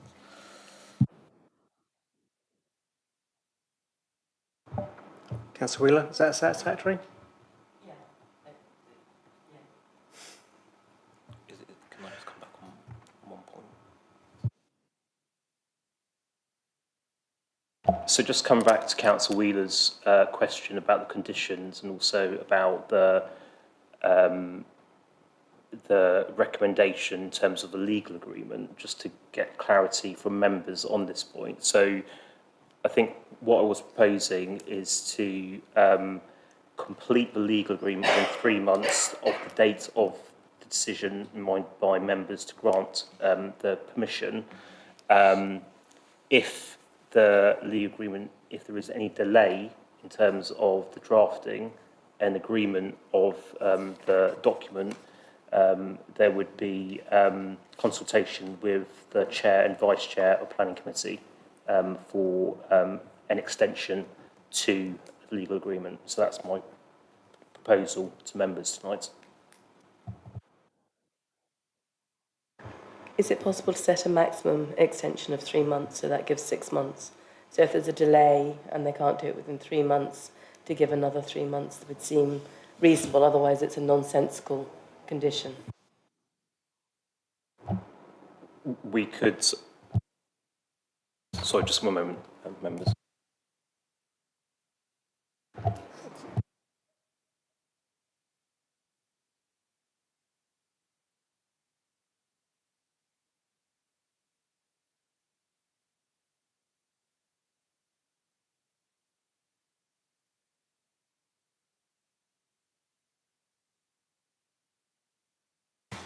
So I've just taken some advice from the legal team. So if we go up to 6 months, that could be an option as well, in terms of...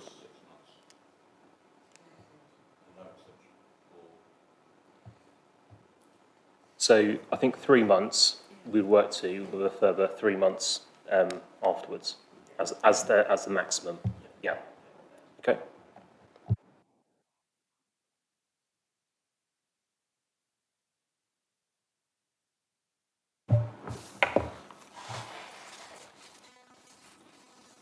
Members, do you have any further questions? We're looking to add conditions onto the present application. The conditions will cover the third-party wall notification and an extension on the grant, 3 months plus 3 months. Is that acceptable? Chair. And also the informative.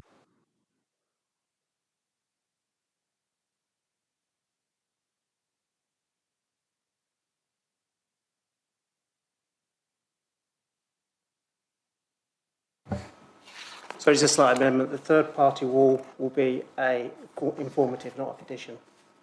Is that still acceptable? So the officer's recommendation is to grant. Members, do you wish to propose with this? A first and a second. First. And Councillor Garrett.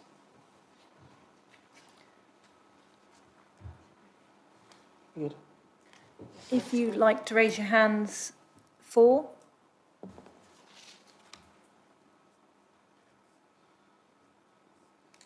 Is that unanimous? That's it to me. Yep. Thank you. Planning granted. I was just about to ask that. It's, would we like a refresher break for 10 minutes? 5 minutes?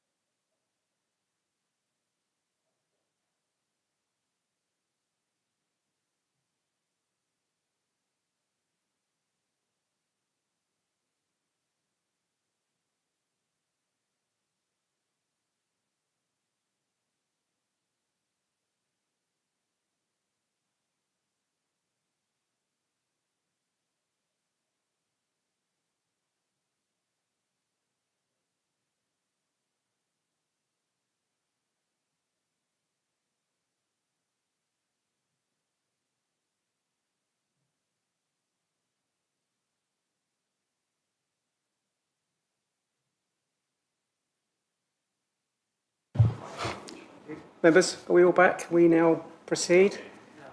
Who are we missing?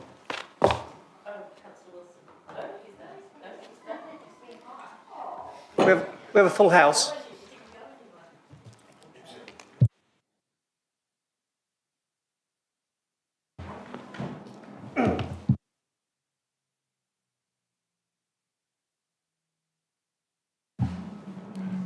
Thank you, Chair. The next item is land west to the west of Church Road in West End. The application was heard at the Planning Committee on the 20th of April 23 and was deferred to allow further discussions between the applicant and Natural England on the proposed development's impact on the Thames Basin SPA. These discussions have now concluded and the application is brought before you. Planning permission is sought for the erection of 6 one-bedroom almshouses, gardens, and new access from Church Road and parking areas in Binstall. The application site is an irregular shaped plot of land located north of the West End settlement boundary within the Green Belt and within the 400-metre buffer zone of the Thames Basin SPA. The site is bounded to Windlesham Road to the west, Church Road to the east. To the north of the site are 2 terraces of dwellings fronting both Windlesham Road and Church Road respectively. To the south is a spinney of trees beyond which is a Grade 2 listed building, which is a war memorial. Just to run you through some views of the site, which is a currently undeveloped parcel of land. And just to give context, these are the terraces to the north of the site, fronting Windlesham and Church Road. The proposed development would provide 6 single-storey terraced dwellings, associated landscaping and car parking.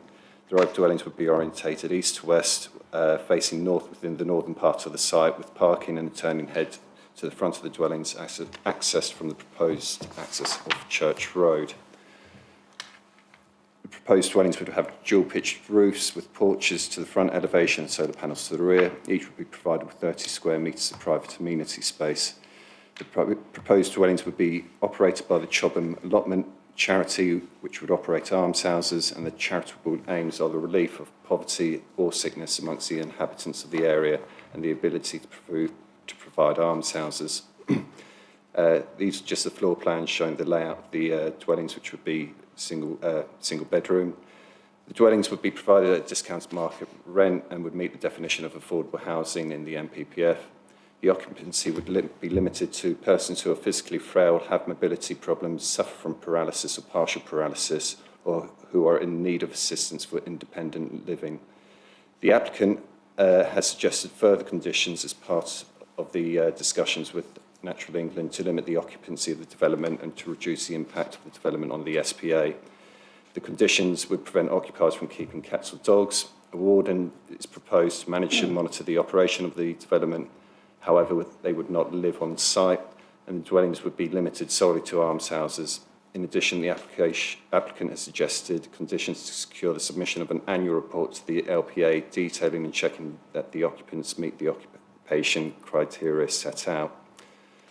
Moving on to the assessment, the 2 main issues here in terms of the principle of the development is its location within the 400-metre buffer zone and the fact that it's in the green belt. Dealing with the SPA matter first, the site is within the 400-metre zone, and policy CP14 states that there will be no increase in residential development permitted within the 400 metres of the SPA. A net increase of 6 residentials, the proposal would result in a net increase of 6 residential dwellings under Class C3, and this would be contrary to the development plan and would not be able to prevent any adverse impacts on the SPA. The applicant has had extensive discussions with Natural England, who have objected to the proposal. Whilst the applicant has suggested forms of mitigation, such as the prohibition of pets at the development, such measures are not considered to be enforceable or suitable to prevent the harm to the SPA. Natural England have objected to the proposal, and officers do not believe that the mitigation suggested by the applicant would mitigate the adverse impacts to the SPA. Moving on to the Greenbelt issues, officers agree with the applicant that the almshouses would meet the definition of affordable housing, and therefore the site could be considered a rural exception site. Policy DM5 provides 4 points on which the development has to meet. Officers are in agreement that there is a local need for housing such as this. However, the applicant has not demonstrated through a sequential test of alternate sites that the proposed development cannot be met in the settlement boundary, and no legal agreement has been sought to secure the affordable housing in perpetuity. Finally, County Highways has objected to the proposal in terms of the pedestrian footpaths along Church Road, and therefore the proposal does not provide a site which is accessible for the future users to reach local amenities. The proposal is therefore considered contrary to policy DM5 and therefore is inappropriate development within the green belt. Further to this, the site is undeveloped land within the green belt and would be visible from Church Road and Windlesham Road, and the spread of development across the site would result in harm both to the both spatially and visually to the openness of the green belt. Moving on to the other harm, the layout is considered by officers to be out of keeping with the area, with the dwellings not fronting the either Windlesham or Church Road, but facing north into the site.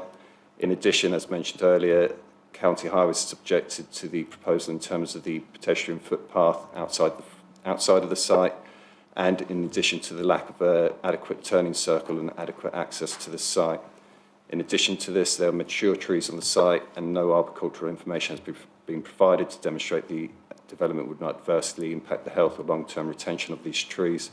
And finally, Surrey Wildlife Trust has objected to the proposal due to the lack of information demonstrating no adverse impact on protected species.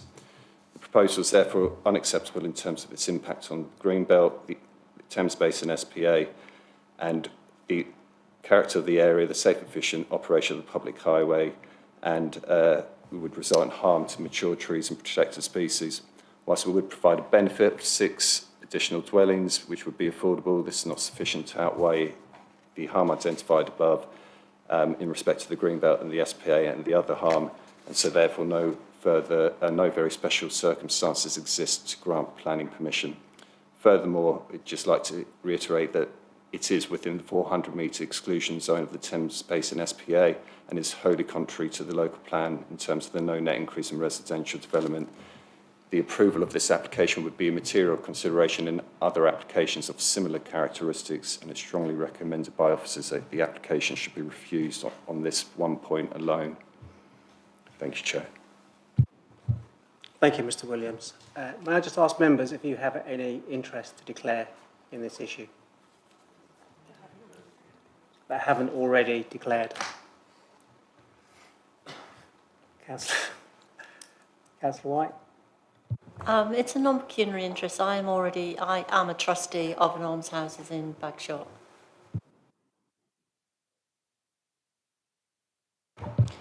I'm not sure if it's a non-pecuniary interest or not, but I was on the planning committee on the 20th of April 2013.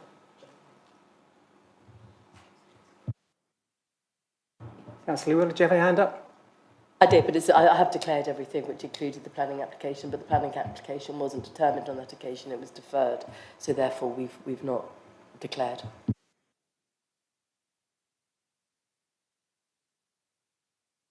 Yeah, I haven't got anything else to add. Yeah, that's fine. Okay, thank you very much.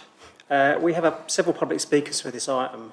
First up is Julian Marchek and Adrian Page, who will be sharing the speaker's slot.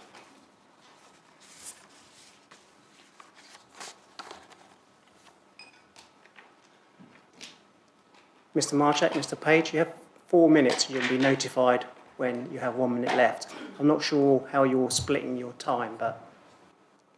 Okay. Are you going to start? No, you're going to start.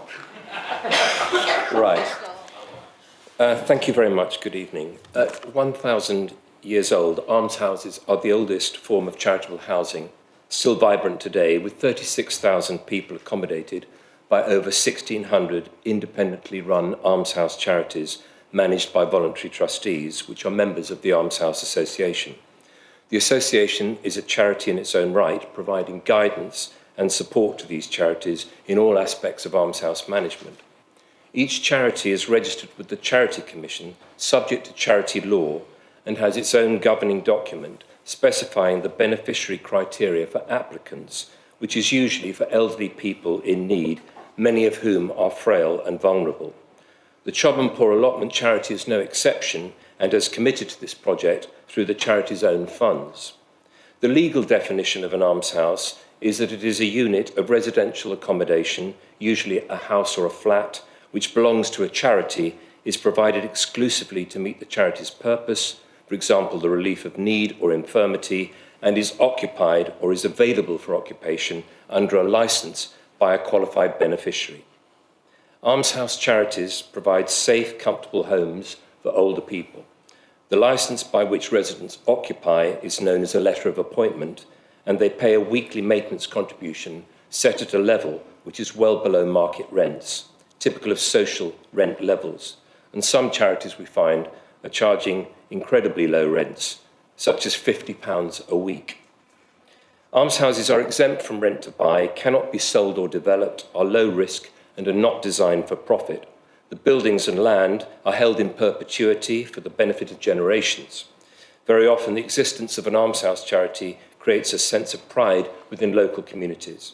Research that has been carried out recognises the reduction in costs that almshouses create for the state, and their value during the pandemic has been especially recognised due to the care and support that trustees and clerks continue to provide to support their vulnerable residents. Almshouse charities are unique. Their spirit is based upon community, compassion and companionship. While residents live in their almshouses independently, they have peace of mind knowing that there is help in the background that may be called upon if needed. And in the words of our Vice Patron David Dimbleby, almshouses are communities of people choosing to live together for their mutual comfort and support. Where other forms of housing for older people often have an air of despair, almshouses speak of optimism and confidence in old age. At the association, we receive frequent inquiries from those in housing need, especially for homes in the southeast. And when those concerned find their new almshouse home, their lives are turned around. Thank you. Good evening, members. As a West End resident and parish councillor, I'm here tonight to support the aims of the Chobham Pause charity application, which was deferred by a previous committee, as already mentioned. In the intervening period, the charity has sought to strengthen their evidence to enable the scheme to pass the core strategy policy test that would not give rise to a significant impact on the special protection area.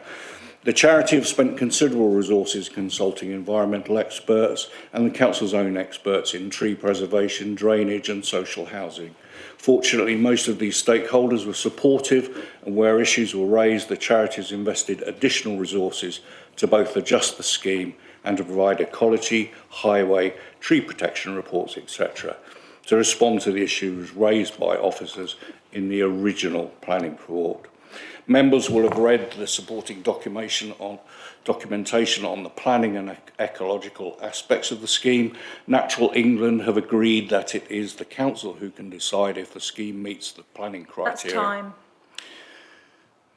That's the 4 minutes, Chair. Mr Page, Mr Marchek, thank you very much for your time. If you'd like to return to your seat. Do you want to ask us questions? It's my first night. Members, do you have any questions to ask? Councillor Liz Noble. Thank you, Chair. Could I just ask for clarification? You mentioned that almshouses are held in perpetuity. Is that correct? Yes, it is. Thank you. Most definitely.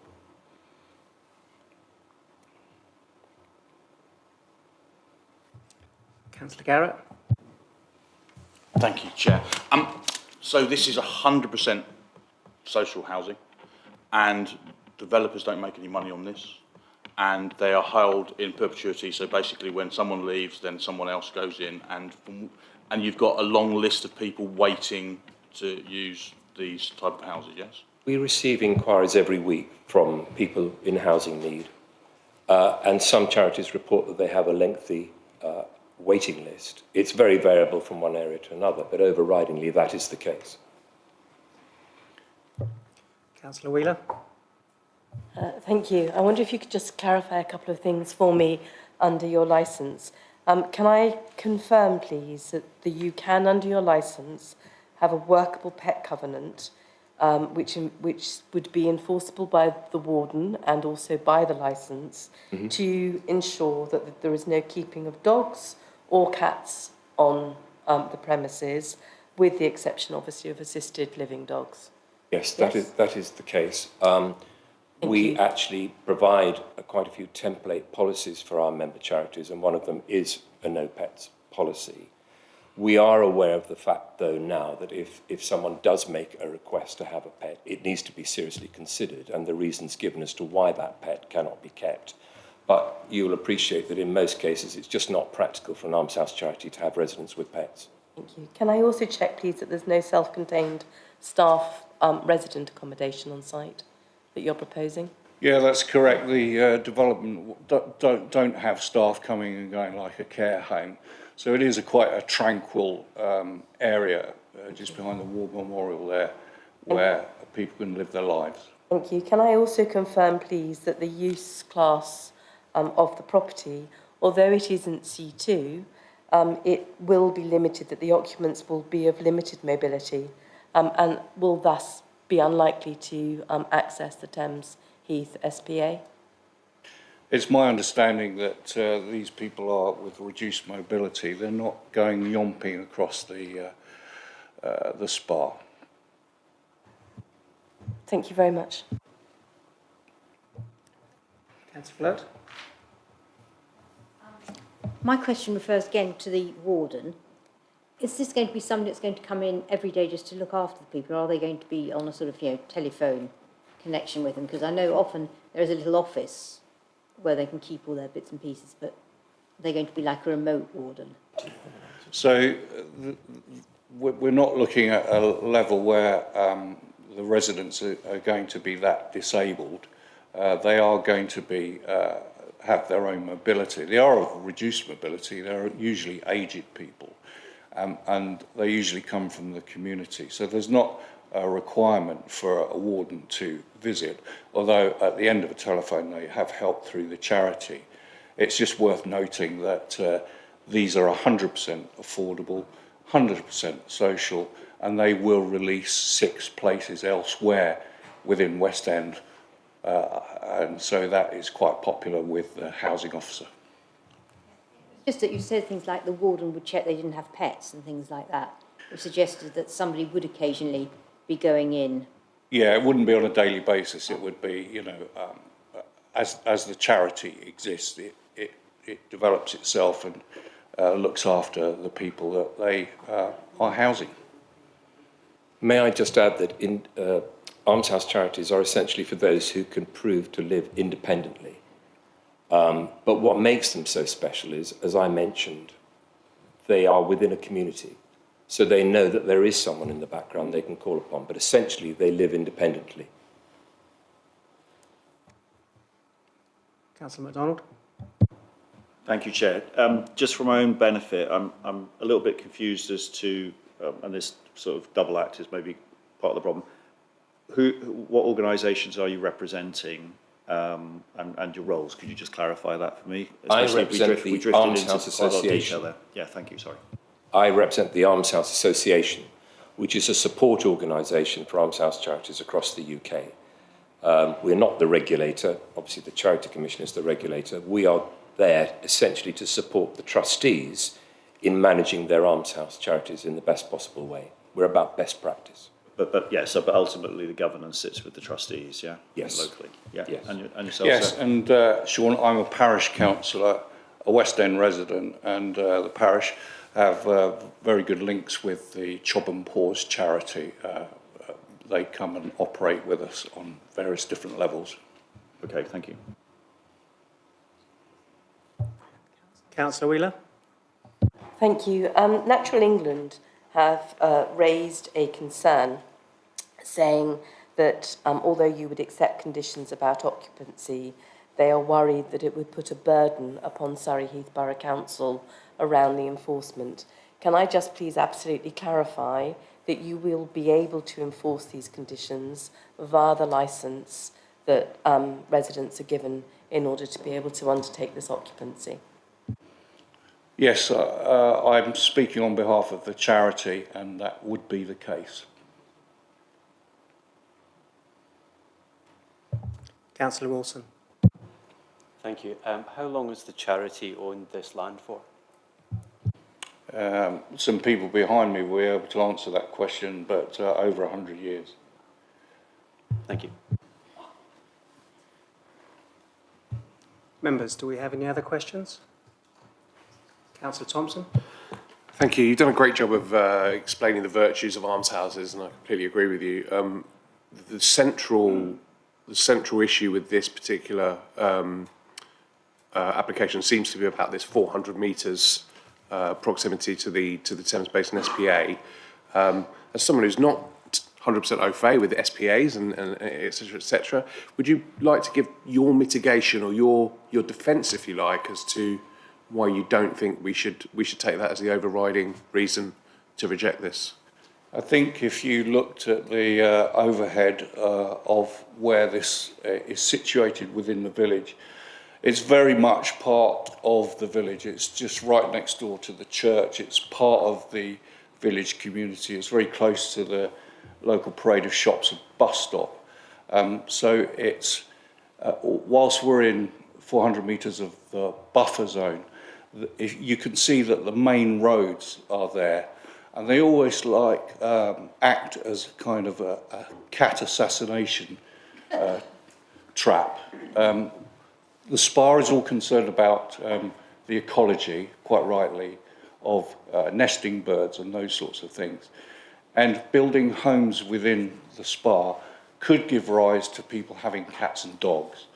And what we're saying here at this particular, and it can be conditioned, and Natural England have accepted that elsewhere in the borough, for instance at the Orchard Cottage care home in Windlesham, that these can be controlled by condition.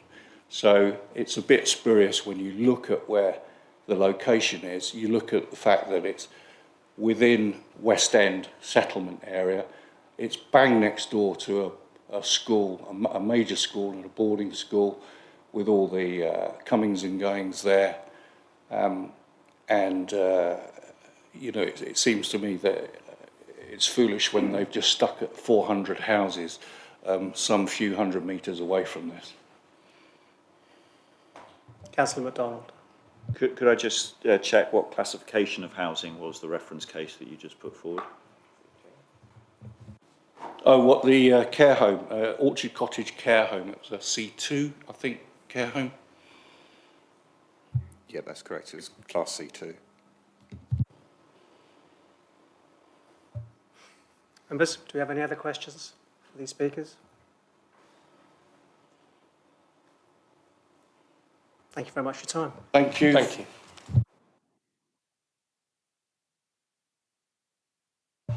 The next public speaker for this application is Thomas Rumble. I'd like to invite him up.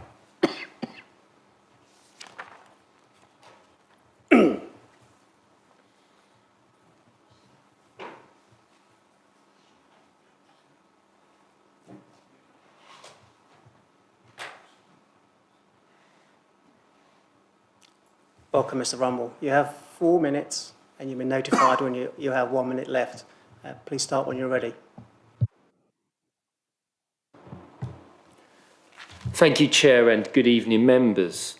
As you've heard, this application is submitted by the Chobham Poor Allotment Charity, whose objectives are to provide relief of poverty, age or sickness, and provide almshouses in West End and Chobham parishes.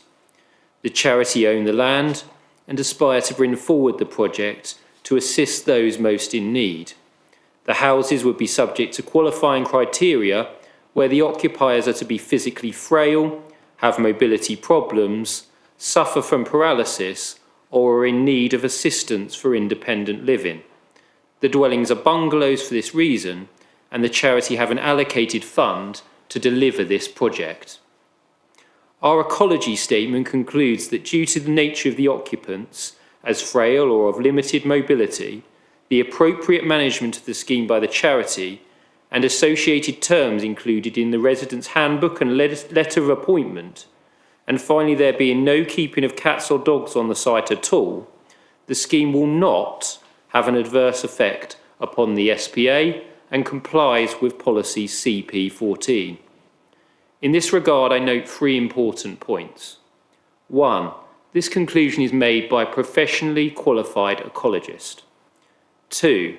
The proposed conditions and mitigations are equally, if not more restrictive than other approved schemes in the borough, not least the now constructed nursing homes on the Chertsey Road in Windlesham and the Greenview Hall Care Home in West End. 3. It is for this council to determine, as the competent determining authority, as a matter of planning judgment, whether these mitigations are acceptable. The scheme's design is in terraced bungalow form and is orientated such that the views of the almshouses are limited. It also ensures a due south-facing aspect and includes solar tiles so to limit energy costs. A mix of private and communal amenity spaces are proposed so to encourage an almshouse community spirit and limit the amount of land a frail tenant has to maintain. The design is typically characteristic of the almshouse vernacular and is of a good design quality. Highway works can be secured by condition, and the waste collection approach is similar to existing. Tree works can be offset by a comprehensive native landscaping scheme. Further, the ecological appraisal includes opportunities for biodiversity enhancement. Whilst the officer's report refers to a number of technical concerns, I have been cautious in recommending to the charity to invest substantially where items can be appropriately dealt with by planning condition. A statement supporting the revised NPPF in December last year specifically stated that the policy changes included were made so to support small sites that come forward for community-led housing. Paragraphs 70 and 73 directly ask councils to seek opportunities to support such development. This application offers an exceptional opportunity to deliver community-led homes, and very substantial positive weight should and can be attached to that opportunity. The charity owns this land and has a small fund to construct the development. There is no alternate budget or site available. In short, this is a rare and exceptional opportunity for community-led housing at a genuine social rent level, so to meet the needs of West End and Chobham parishes. Thank you very much for your time. Thank you very much, Mr. Rumble. Members, do you have any questions of Mr. Rumble? Councillor Wheeler? Thank you, Mr. Rumble. I just really would like to come back on the orientation of the housing, because it's something that has been criticised in the officer's report. So just to clarify, by orientating it in that way, it is less visible from the highway and from other residential amenity. Is that your understanding? And also, it presumably helps to go some way towards adhering to our design criteria, whereby property should be orientated to be south-facing and to maximise light. Is that, and presumably the solar power panels wouldn't work quite so well on a north-facing roof. If you could just clarify some of your reasoning behind that for me, please. By all means, tell me, Chair, if I speak for too long, but for me, this is a really well-designed, logical bungalow development site. On a site of 0.4 hectares, this is a load of density scheme. We felt that it was better to centrally locate the building on a east-west axis with south-facing gardens for a few reasons. The first reason is that that building, or that terrace building, will be far less prominent than if you directly addressed Windlesham and Church Road, which is very consistent with Greenbelt principles about limiting impact on openness. The second element is that it offers due south-facing amenity spaces, which is obviously a positive, albeit shaded to some degree by the mature trees on the boundary, which again is a positive with kind of modern climate change issues. And then the third point is that the intention is to include solar panels or solar roofs, I should say, within the development on the south-facing parts of the roof. And obviously the most efficient way to do that is to have it due south-facing. So it's a design that's based upon the site's constraints and characteristics, and in my view, is of an appropriate and high quality. Thank you. Members? Councillor Garrett. Thank you, Chair. Reference the trees, because obviously there are, from the site, I know there's some around the edges on there. From what I remember, there was none in the middle of the site, from what I can remember. And I noticed the arborologist, I can't ever say that, the tree officer, I'm not ever going to try and say that. Objects and development is located within the RPA of trees and insufficient information has been submitted. Can you just speak a bit about the trees, please?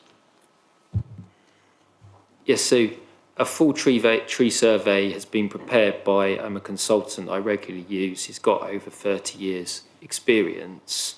You're right that the trees run basically diagonally, an upside down triangle around the edges. There's nothing in the site centre. He acknowledges that the proposal would require the removal of, I believe it's 2 to 3 trees, certainly a few trees. But the conclusion really is that there's no undue arboricultural harm if you support the development by a comprehensive landscaping scheme. This site's 0.4 hectares. There's a lot of land to the south of the actual housing development that you can include good quality native species planting to offset that small loss of trees.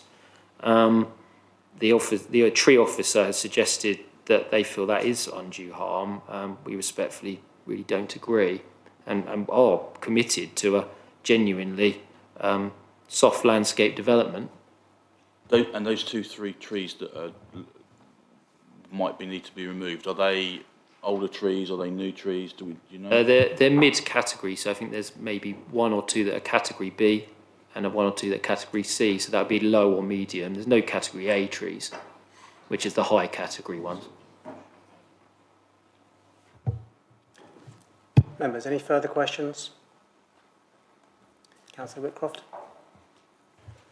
Thank you. Yes, the officers draw attention to the question of a Section 106 agreement as being the normal way to secure the affordable housing in perpetuity. Do you have any knowledge of why that route hasn't been progressed by the applicants in the meantime? I can shed some light on that. Normally, we are not invited by the officers to enter into Section 106 agreements unless they're proposing a recommendation for approval. But if you were minded to overturn the suggestion of refusal here and actually move this to approval, then your approval would be subject to a Section 106 agreement that could then be negotiated post-committee. And we're very much of the understanding and agree that that would be necessary.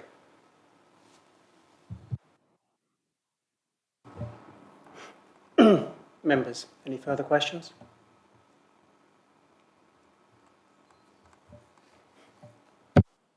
Ms Rumble, thank you very much for your time. We have one final speaker, Ward Councillor for Windlesham and Chobham, Councillor Pat Tedder. Pat Tedder would like to speak for the application. Thank you, Mr Chairman. Good evening, members. I'm speaking this evening as ward member for Chobham and Windlesham because the beneficiaries of Chobham Poor Allotment Charity, the applicant, is in the ancient parish of Chobham, so the beneficiaries are Chobham and West End residents. I've been a trustee of the charity for over 20 years, so I know it quite well. And you have heard from the planner, from the expert on almshouses and how these small developments form communities and combats loneliness for the most vulnerable members of society. So hopefully you will all understand, having listened to Julian, the benefits of almshouses and what they bring to the community. And a fact is that people who live in almshouses generally live 2 to 2.5 years longer than those living elsewhere. You've heard the thoughts of the West End Parish Council. I'm going to go over something that's already been said because I wrote mine and we didn't crib off each other. This application submitted by the Chobham Poor Allotment Charity for almshouses is the first such application in the history of Surrey Heath.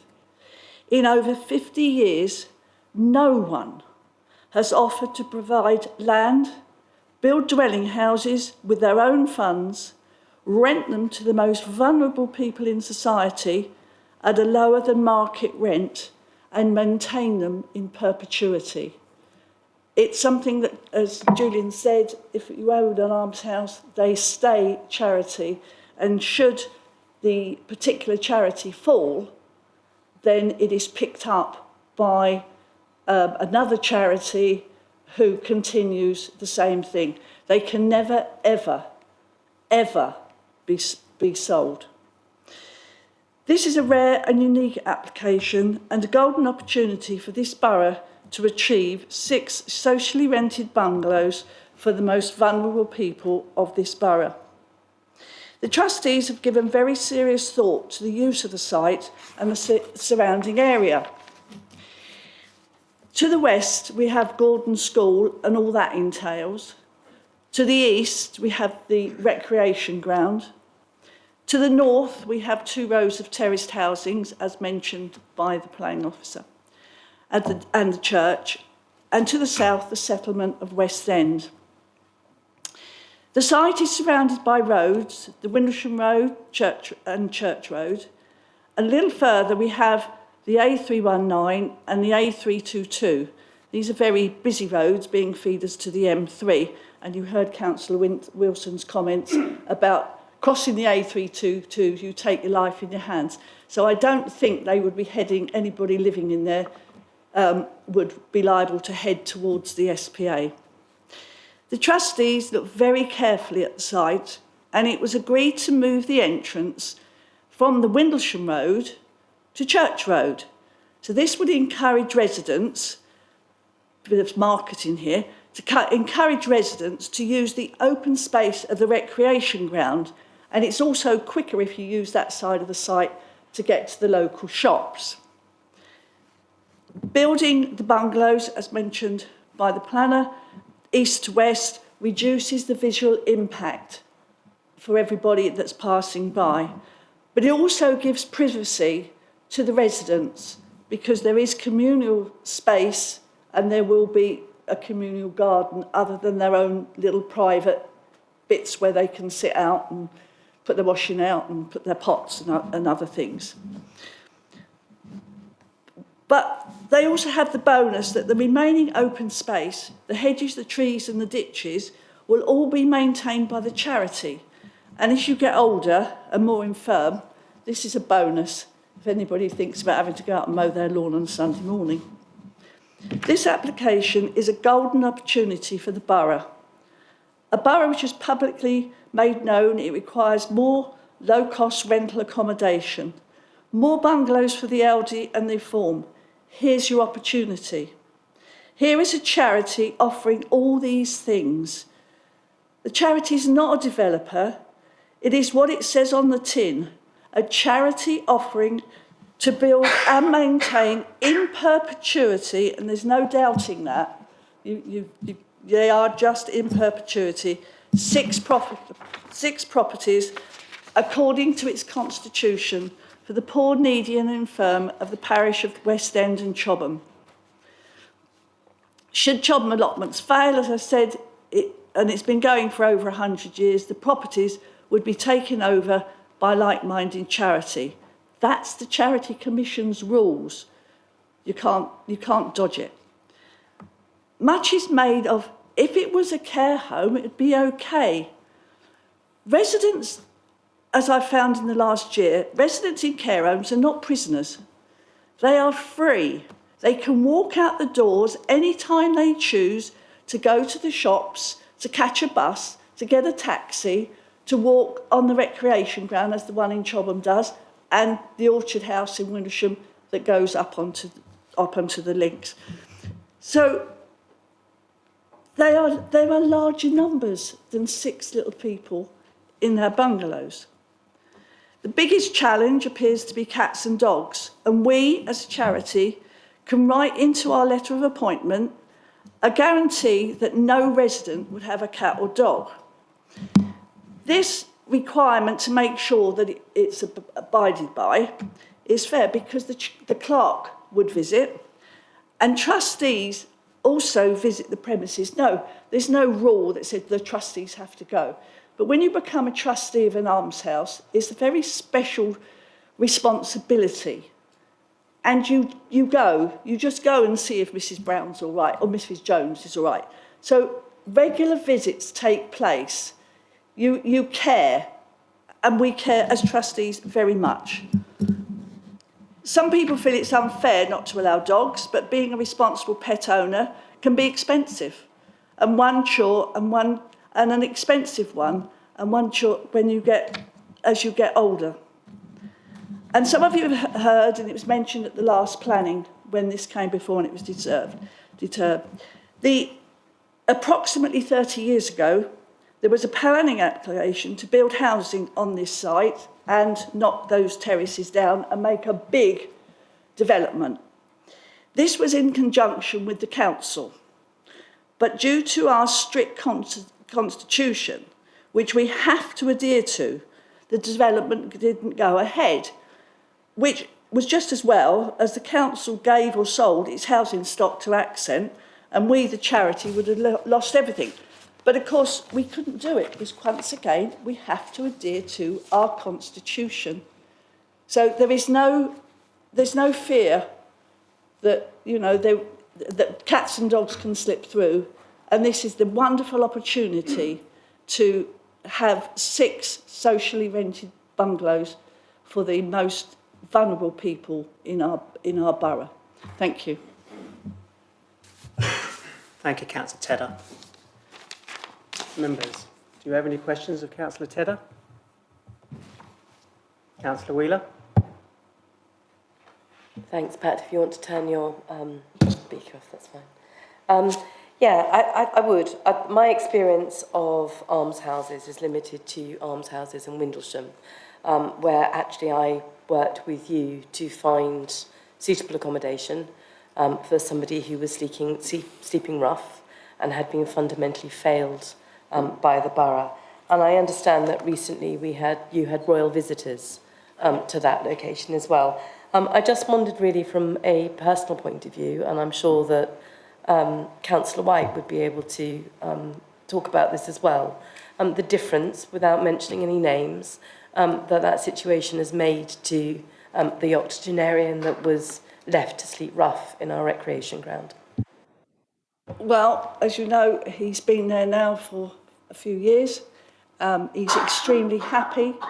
They have got a little community. Okay, they have a little dig at each other, but it's a community, don't we all? It is a community, and when he was poorly quite recently, had to go into hospital, 2 of the residents were round there with lunch, giving this cup of tea, and when there was a big power cut, nobody had any, could make anything over there because we don't have gas in those particular almshouses for the fear of people leaving it on if they get a little bit forgetful. The lady over the road come across with a big pot of tea, so they all had a pot of tea. People care about people in almshouses. There is just something that happens and people just care. Councillor Whitcroft. Thank you. I think you've already accepted the fact that some, if not all, of the residents of these properties will be mobility restricted, shall we say. The County Highways Authority has raised an objection on the basis of the appropriateness of the existing pavements and accesses to the properties. There's a sort of suggestion that the residents will be somewhat isolated and unable to connect with the outside world. Could you comment on that, please? Well, the pavement was quite sufficient for our departed alderman, Councillor Bush, to use his mobility scooter to go up from his house through West End, up that pavement and into the church. There doesn't really seem, what it really needs, and I could get out there almost and do it myself. It needs cutting back. It's where the grass has come over, and I don't know if there's a good photograph of the pavement, but it's where the grass has come over, where some of us might remember the sidesmen that used to go and cut down the side of pavements to keep the pavements clear. Now they no longer have those, and the grass creeps in and the pavements become narrower. So, yeah, we could employ a maintenance man to cut up the side of the paths. The structure of the path, it's the pavement itself, there's nothing wrong with it. Could I just come back on that?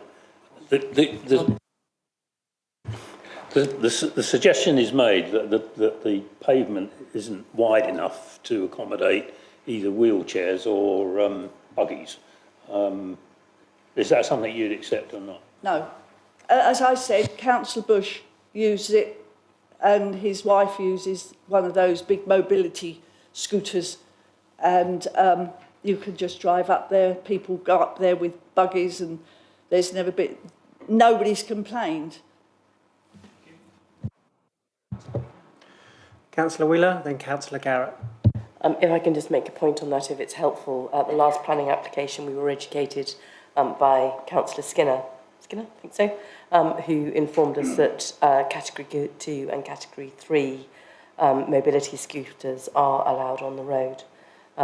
So it's not, shouldn't really be something that colours our decision. Councillor Garrett. Thank you. I've got a number of questions, but I'll limit it to one for now. But I will start with, we've sat in this chamber hearing already 2 applications tonight about affordable housing and the lack of social housing in our borough. And here we have a planning application for 6 social housing. Sorry, social rented housing. So, and this area, pretty much like the last, the first one in Bagshot, is in the middle of 2 roads. So I do wonder, and I'm not a big fan of development in Greenbelt either, but I do wonder if we did this, what actual harm, bearing in mind we're actually only doing a very small percentage of the site as well. And actually, to my question, if you go to page 130.1.7, in addition to the harm to the SBA and the Greenbelt harm, the development would also result in harm to the character of the area. I'd like to know how, please, if possible. Not provide future occupiers with an adequate level of accommodation. The future occupiers will be people that are living in the almshouses, and the almshouses are designed, I believe, for people that live in almshouses. So how that will not be adequate level of accommodation, I'm not quite sure, so I'd like possible clarification on that as well. Would have an adverse impact on the highway safety. I'm not quite sure how would an adverse impact on highway safety either, so a clarification on that point would also be really helpful. And would adversely impact on the trees and the protected species. Well, from what we've just discussed about the trees, I think there might be 2 that are affected, which, okay, that's still 2 trees, which maybe within a condition we could suggest that they plant even more trees. Councillor Garrett, are those questions for the officers? Yes, please. Not for Pat Tedder. Oh, sorry, are we still talking about Tedder? Okay, in which case I would. That's fine. I thought we were talking about questions to the general point. Okay, in which case I would, on the almshouses, because you're an expert on the almshouses, would not provide future occupiers with an adequate level of accommodation. They are almshouses for almshouses people. Yes, correct. Yeah. Okay, so that I don't really understand the question. You build a house, a property. Okay. And the poor, the needy. I'm just picking up on 1.7 in the paper. Okay, so that's fine. Yes, and I will bring it up again when we come to questions in a minute. I would add, they are maintained by the charity too. So it wasn't a question of somebody living in it just falls down. Fair enough. Thank you. Thank you. Any other questions? Yeah, that was the point. I thought we were now talking. You said any other questions, so I said I thought we were talking in general. So I apologise. No, Councillor. Thank you, Councillor Taylor. You've finished. Members, would you like to raise any questions for the officers?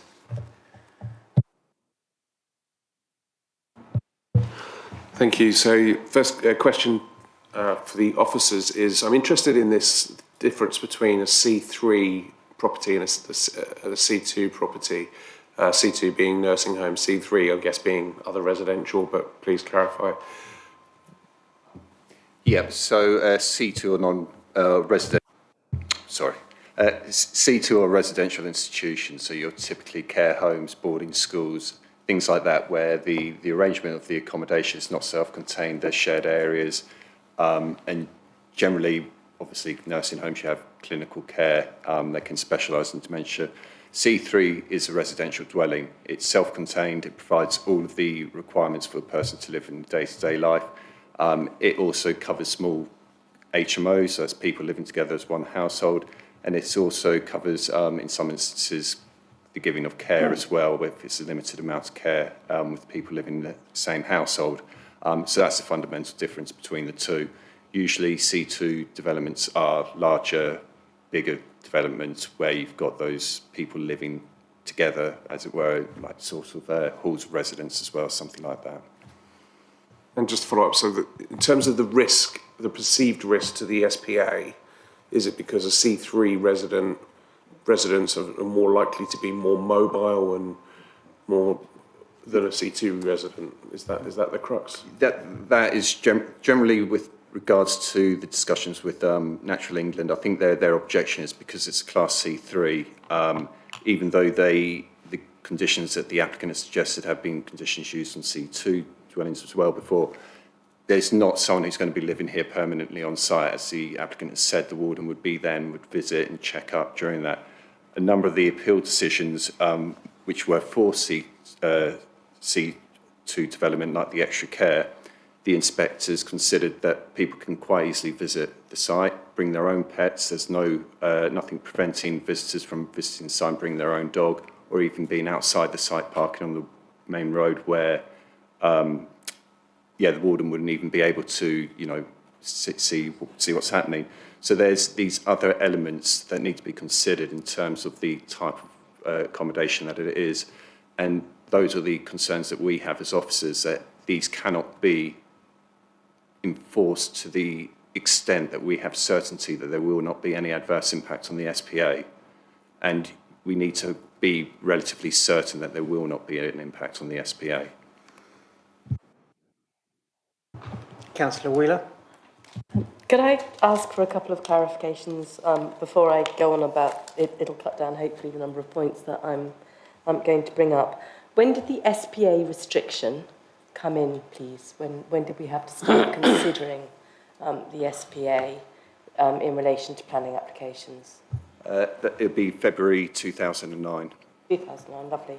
And you said in your report that one of the things that we should consider is no increase in residential development. So does that include, for example, if I had a house and I wanted to double the size of it by building into a garage and adding to my habitable accommodation within the SPA, would that be included? It's worked on the basis of single planning units, so that would be, if you're extending your property, that's still one planning unit, that's a single dwelling.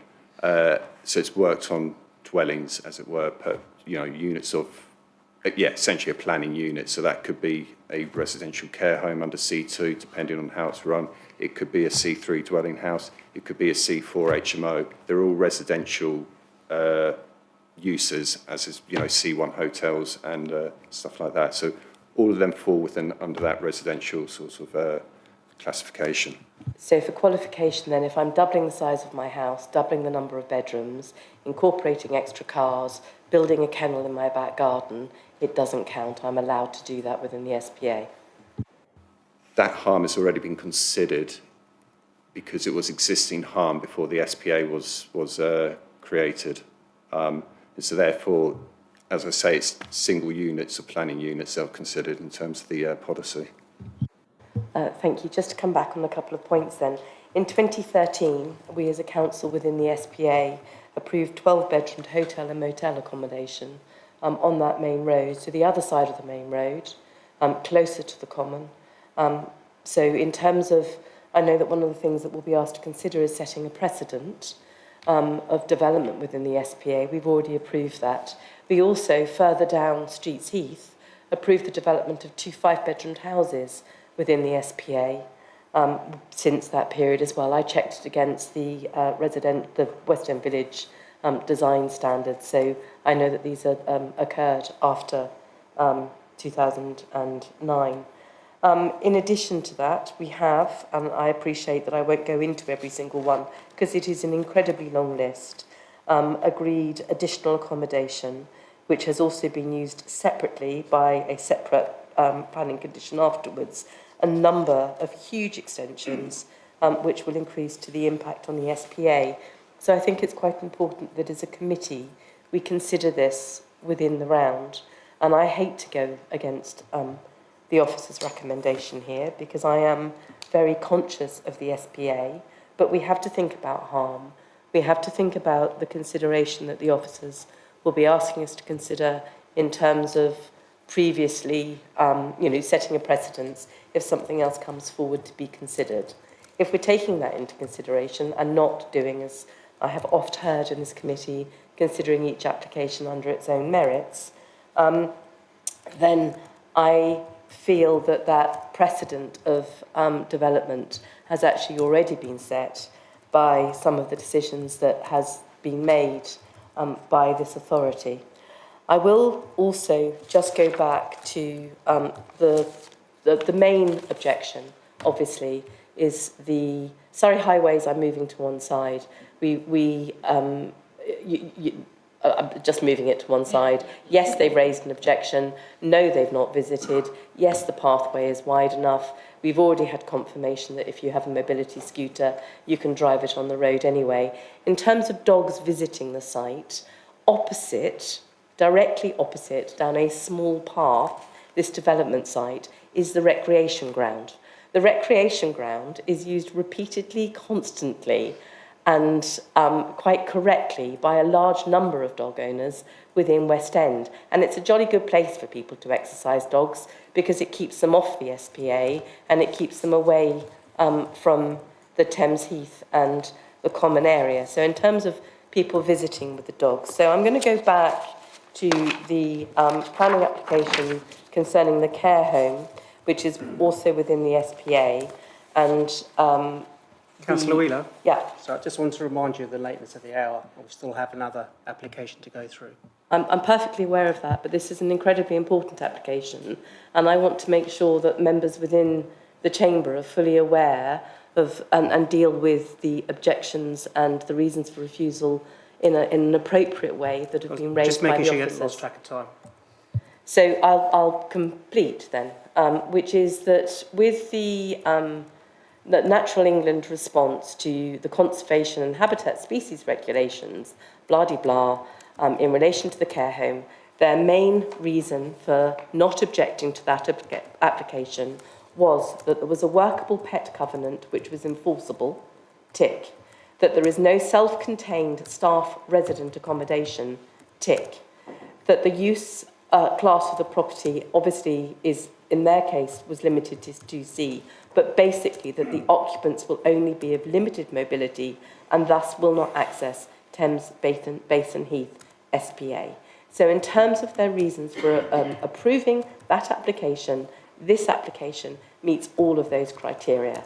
In terms of approving an application within the SPA to present a precedent, we have already done that by approving the 12-bedroomed hotel motel within the SPA, which is actually the other side of the road and that much closer to the Thames Heath area.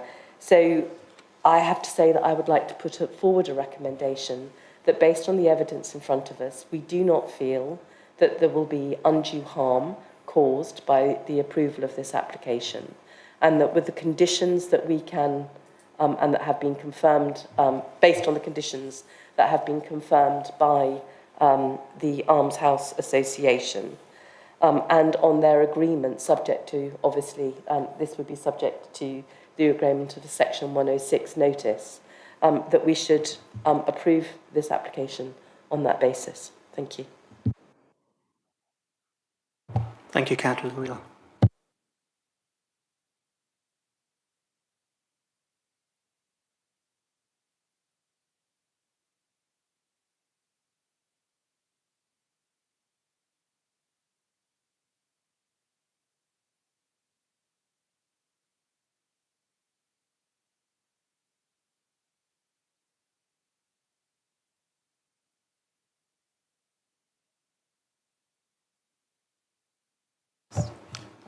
Councillor Noble.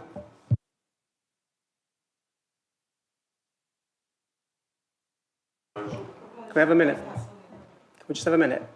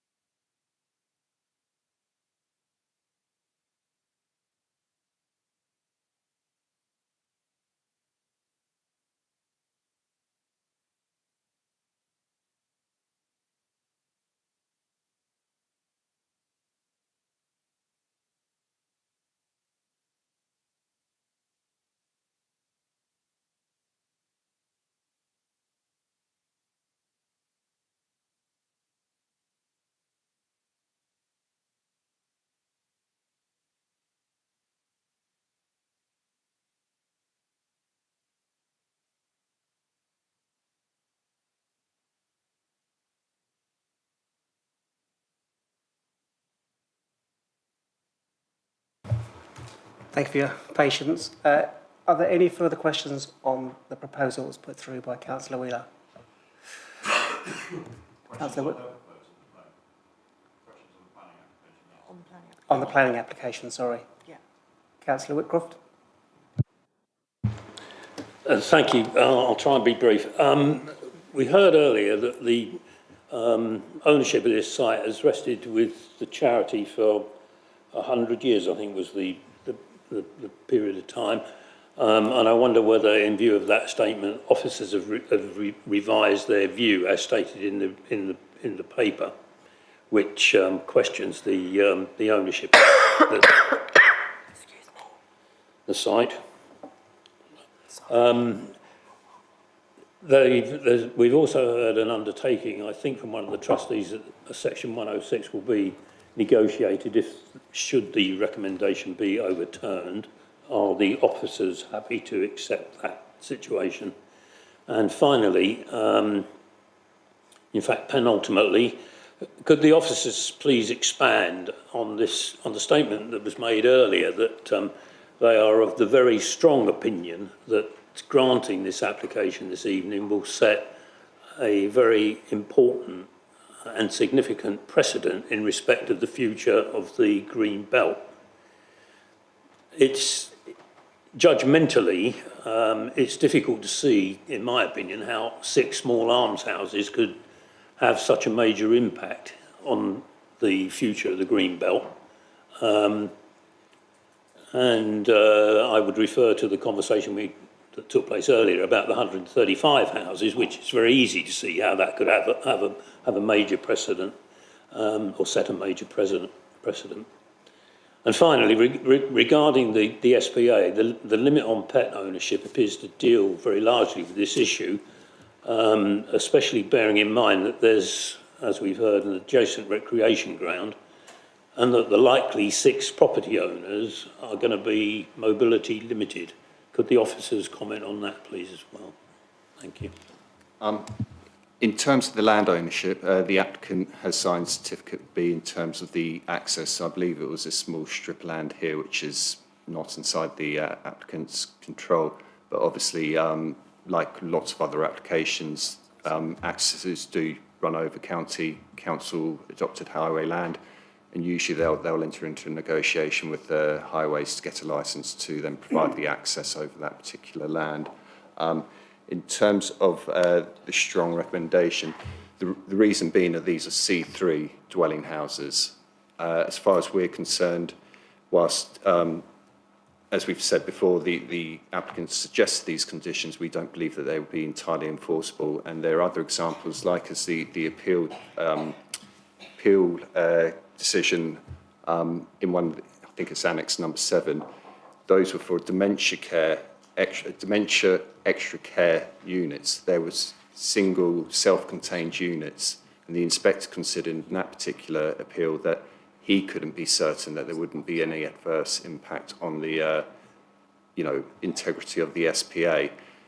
That's very similar to these. These are almshouses, they're self-contained units, and we would say that because of the similarities between the two, that there are, we can't be certain, if an inspector can't be certain, that there wouldn't be an impact on the SPA. I didn't quite catch the last question, sorry. I think you've covered the points I raised adequately. Thank you.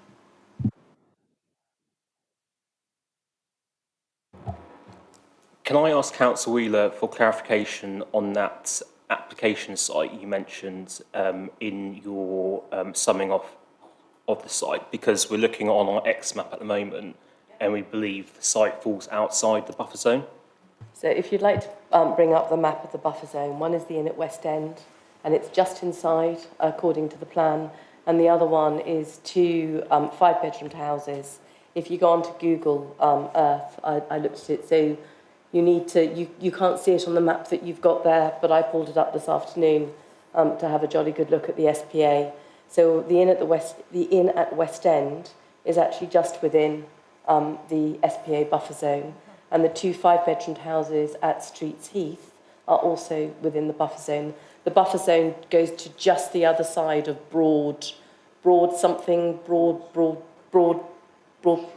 Street, according to the map that was available to me today via the council website.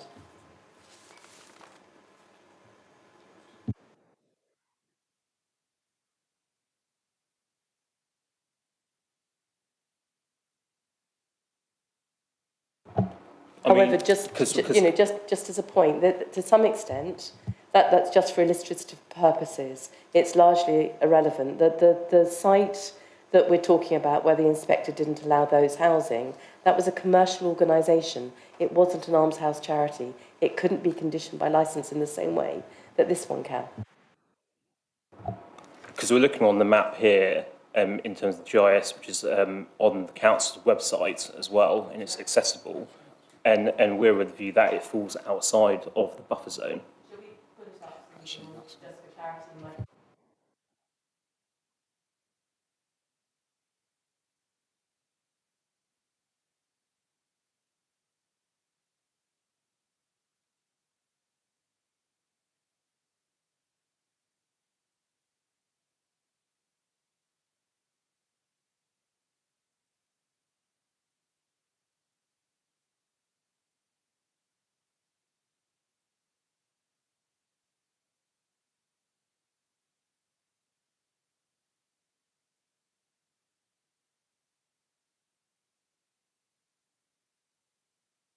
We'll clarify that and come back to you, Councillor Wheeler.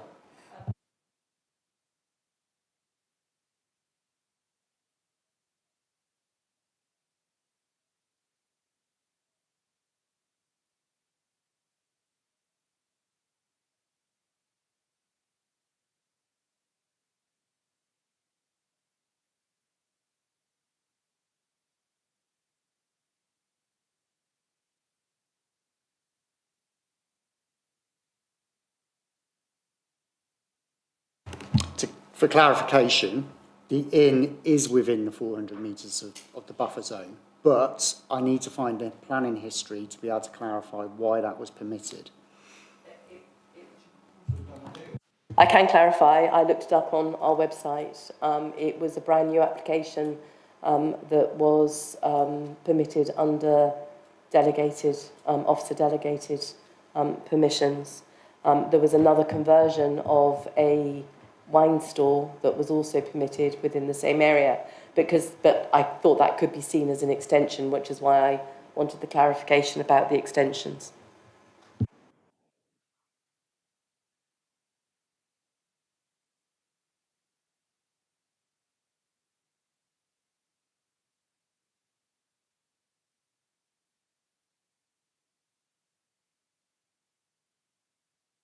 And with the two 5-bedroomed houses in Streets Heath, the buffer zone is adjacent to Old Acre. I actually had a friend that lived in the house, and their garden abutted one of the houses in Old Acre, so I'm fairly confident that that's also within the 5-metre buffer zone. Members, while the officers just investigate those, are there any other questions? Councillor MacDonald. Thank you. I'll be brief in interest of time. Thank you, Chair. So I just want to clarify in my own mind. So in terms of the SPA, we're saying if this was a C2, it might have met the criteria from Natural England, but it doesn't meet it because it's C3.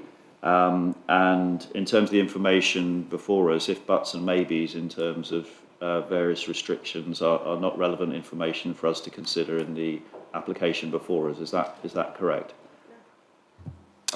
Yeah, that's correct. So, I mean, obviously, I think Natural England, when they were in discussions with the applicant, requested whether or not it could be considered C2, and the applicant wanted it to be C3 as a single self-contained unit, as far as I understand. And then in terms of the other information, obviously we've got objections from SWT and our tree officer in respect to the information that's been provided. Yes, so I mean, that's the technical expertise that we've been given as the planning officers, and they've made those recommendations to us. Right, so then it drops into the greenbelt issue, where I think it's some lovely words that said it's not inappropriate, which I think is code for it could be appropriate development. But then the applicants, as per the information provided before us, have not dealt with the 4 points sufficiently at this point in time. Is that correct, or a number of them? So obviously, if members were minded to overturn the recommendation, we could enter into a legal agreement to secure the almshouses in perpetuity. That would then remove the, I think it's objection for securing the affordable housing in perpetuity. The last one is then in respect to the accessibility of the site and the highways objection, basically. I believe whilst the pavement is wide enough for a mobility scooter to go up, the manual for streets requires usually a 2 metre width. That's to allow pedestrians to pass whilst mobility scooter to pass. So that's why there is that objection from, I believe, from county highways, is that typically a 2 metre wide pavement would be required. There are instances where it can be reduced, and the manual of the streets goes into that. Yeah, I mean, yeah, thank you. That was going to be my next point around the transportation issue. And I am quite concerned about some of my colleagues pushing mobility scooters onto what is an incredibly congested and difficult road at the best of times, and actually one I went down today myself. So, yeah, I'll leave that for another day. Thank you. Councillor. We'll just get the officer to come back and have some answers to Councillor Wheeler's questions.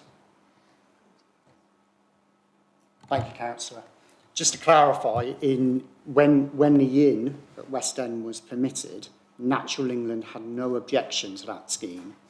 Part of the reason for that, I'm surmising here, because it's a C1 use, it's people staying there perhaps overnight, it doesn't have the same impact and risk in respect to people are generally not going to come along with dogs and cats. If you're living at a premises, it's a completely different situation, which is why a C1 use was considered differently at the time by Natural England. Subsequent to that decision, we then issued the 2019 Thames Basin and Heath Special Protection Area Mitigation Avoidance Strategy, which supports the local plan, and that goes into further detail and clarification on matters. But in 2013, when this application was allowed, Natural England had no objection. Councillor Noble. Sorry, thank you. Mr. Williams, you mentioned again the concept of in perpetuity, but we've already heard that almshouses by definition are held in perpetuity. And secondly, you mentioned the pavement. There is no pavement on the side of the development. The pavement is on the other side, abutting the West End Green Common Recreation Ground. Recreation ground is the official term. So it's very feasible for a mobility scooter and a pedestrian to walk alongside there, because you've got the whole recreation ground to walk alongside. So I don't think the mobility scooter actually is an issue. What is an issue is parking along that piece of road, but that's a separate separate consideration. Yes, when I say that we need to secure it in perpetuity, we need to ensure that in the planning regime that those houses can't be used for any other use other than almshouses.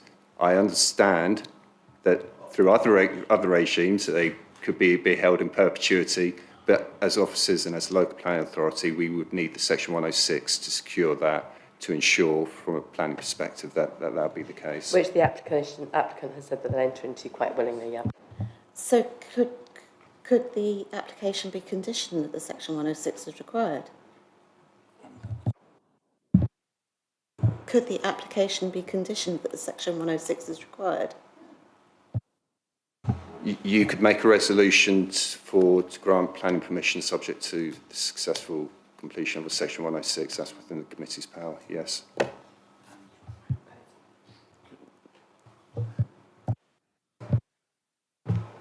Thank you, Chair. I'll try to be brief.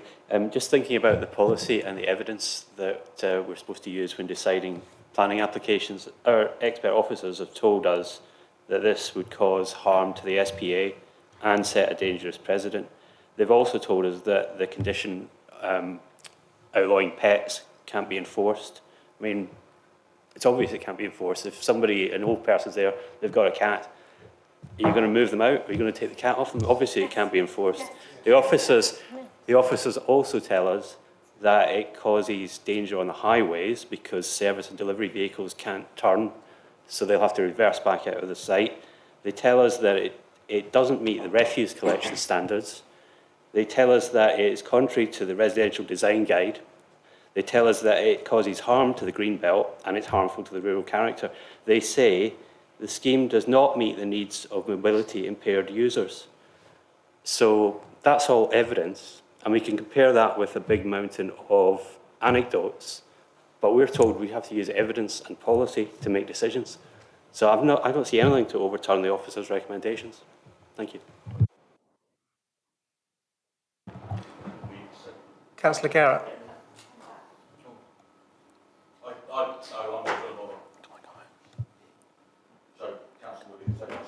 Thank you. Can I just come back and say there is no point in having a planning application committee if you always take the recommendation of the officers and we're just wasting our time And there's sitting no point here. in having planning policies if you don't follow them. But we absolutely are following policies, and the whole thing about planning is that it is policy-led, but it is open to interpretation.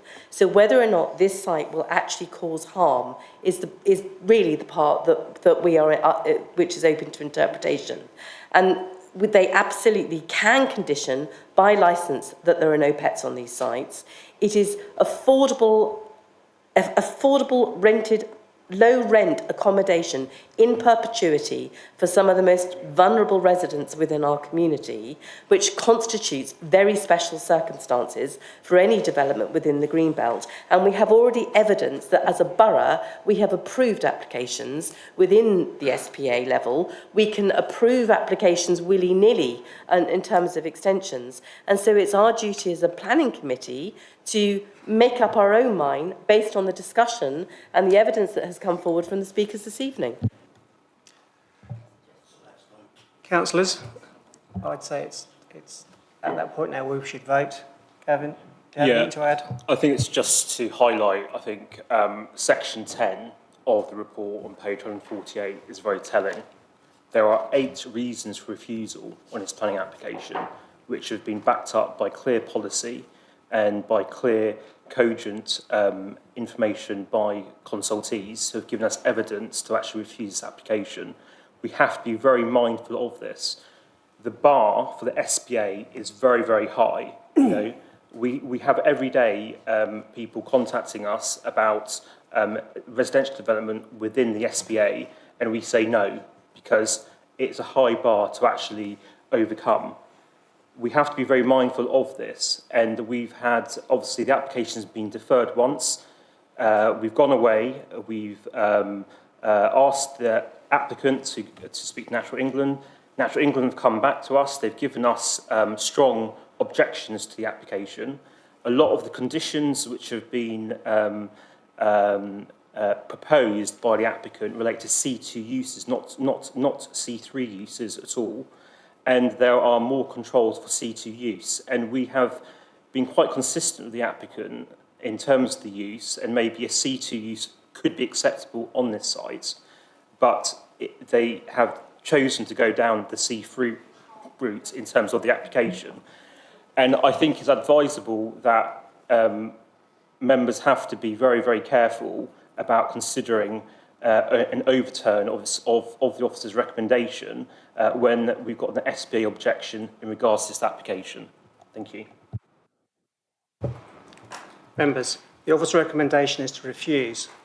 Do you want to propose the officer's recommendation? If so, I need a proposer and a seconder, please. No. Do I have a seconder for the refusal? Okay.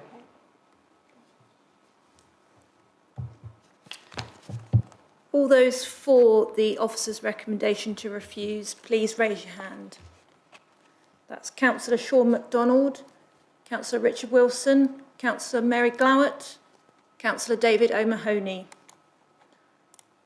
All those against?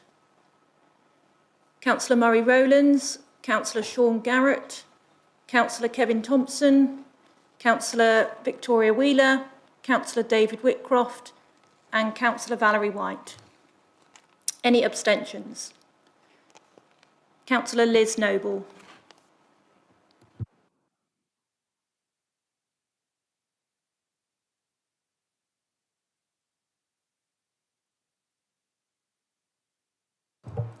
Okay, as the officer's recommendation is not being accepted, just give me a minute, please.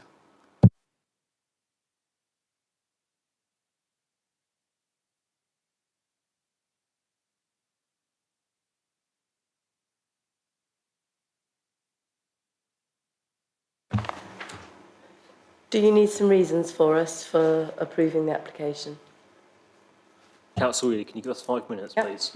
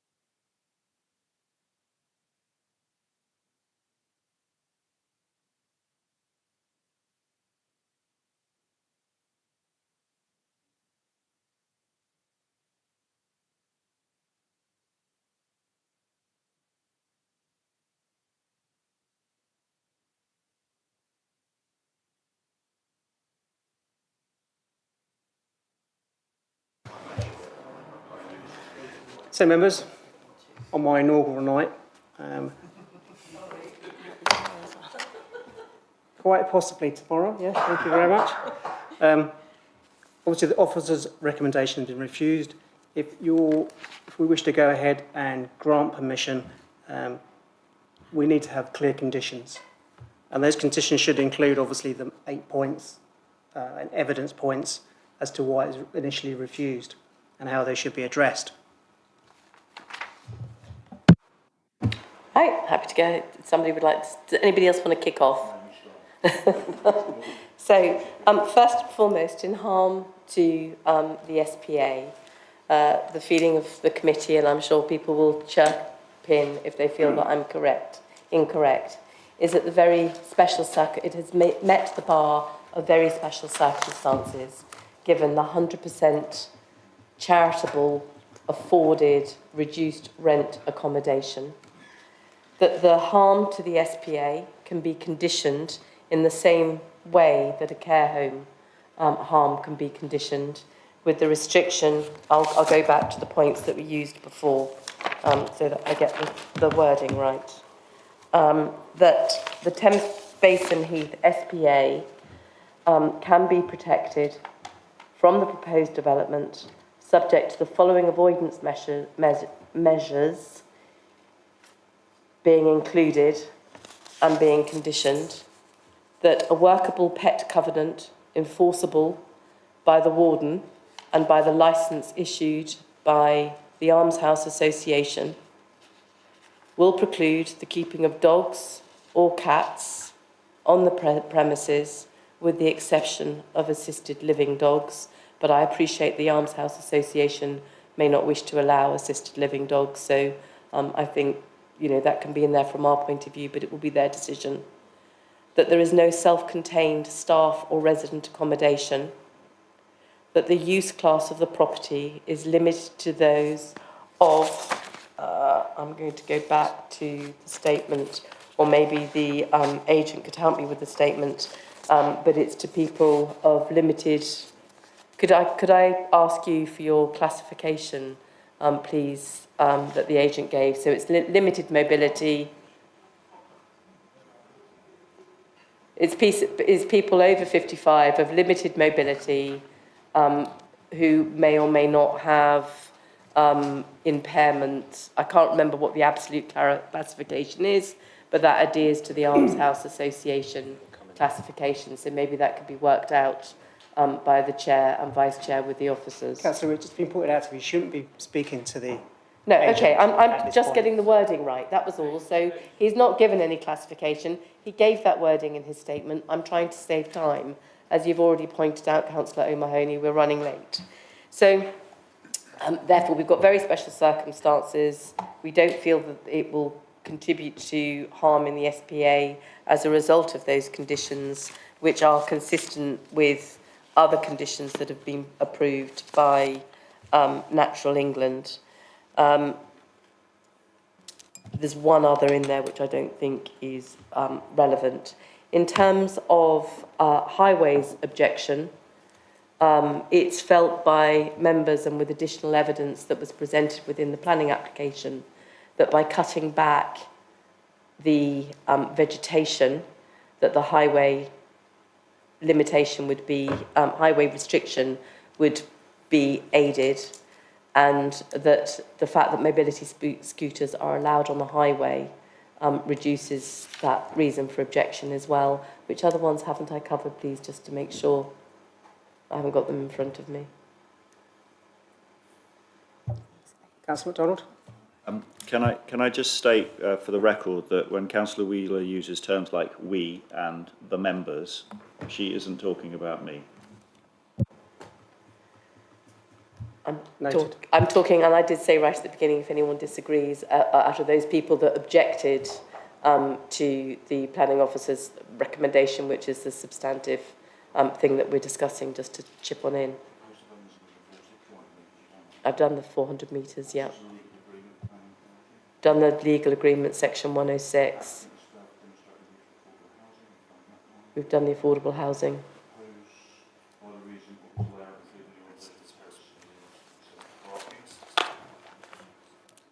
There is sufficient parking for residents on site. There's visitor parking. And I think there's also electric charging points, if my memory serves me correctly, for scooters and or vehicles.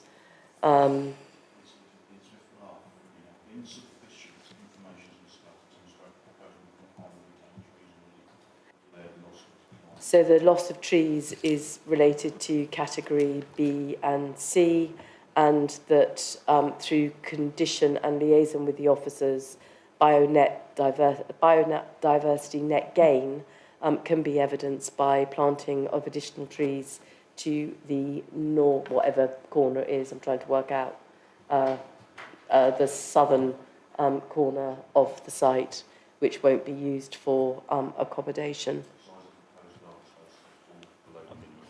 No, the size of the garden space doesn't fall below the minimum because it's.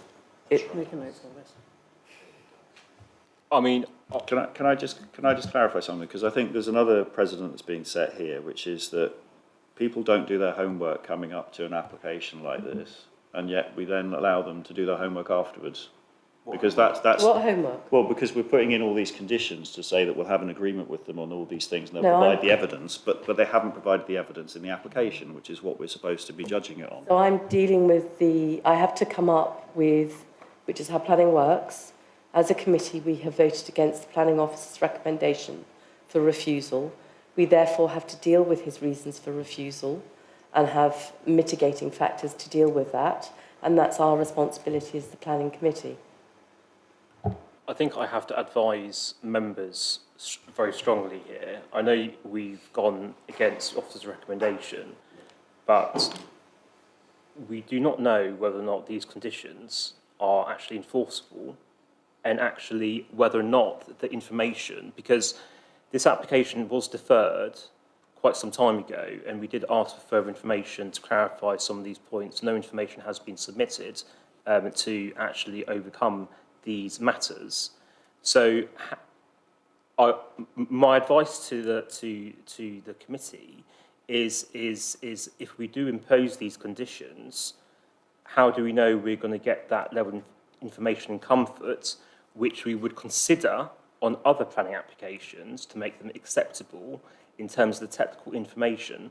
All these reasons have been basically backed up with technical evidence by specialists who have basically assessed through the submitted information as part of the planning application, and we don't have that information to hand. So I think my advice to members is what reassurances we're going to actually get a high quality scheme to be maintained in perpetuity, and they actually overcome all these reasons for refusal in the application. So it is approved subject to the submission and agreement to those conditions that we've just gone through, which is the Section 106 agreement, which gives it in perpetuity, the assurance around no animals, no pets, which again can be conditioned. And we've approved an awful lot of applications in this chamber based on conditions which we haven't then been able to enforce, such as an area of parking not being allowed to be able to be used after a certain period of time, which is not with an organisation that can actually assure all of these things through licence. And if we're challenged, then we will be challenged. If Natural England decides to challenge the approval of this application, then we will have to take that challenge. But we have followed officers' recommendations based on conditions which are easier to challenge, are more difficult to enforce than on this application. Again, I have to strongly advise members here, we have to be very careful about what conditions we impose and what technical evidence we're going to be asking for. A prime example is the reason 7, where we talk about the mobility and impaired users. We've just mentioned that we would reduce the width of the roadway by trimming back on hedges and things like that. But that's not really the basis in terms of actually granting to actually refuse the application. There was technical evidence submitted as part of it. It wasn't based on on assessment of just trimming back the hedgerow and the trees and things like that. So it was actually based on technical evidence that there's an impact, there's a harm along that elevation. So what I'm asking for is for clarity in terms of the evidence information. So additional information has come to so my understanding from the training that I've received is that if additional information comes forward during a planning committee which contradicts that of the lead authority, then that evidence can be considered within the planning application. And the evidence that has been presented this evening is that the restriction is based on poor maintenance, which is not uncommon, and we need to take that at the value on the information that it's been given.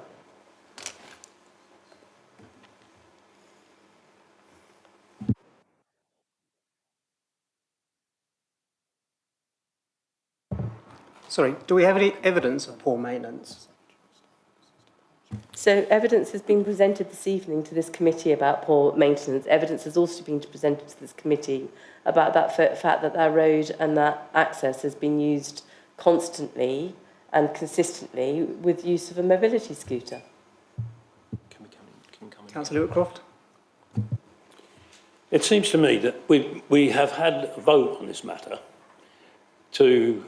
on a proposal which was properly moved and seconded. We were not told at that point about the concerns officers had about these conditions. In fact, it was indicated that these things could be conditioned. And I think it's somewhat confusing, if not alarming, that the suggestion is now that we go back on a vote which has been democratically taken and agreed. And it seems to me to be an appropriate way forward for, particularly at this late hour, for officers to take on board the views of the committee as they have been expressed, and to perhaps come back to the next committee with some proposals based on the committee's wishes, and then for the committee to decide whether or not the conditions which have been applied are feasible and acceptable. Thank you, Councillor.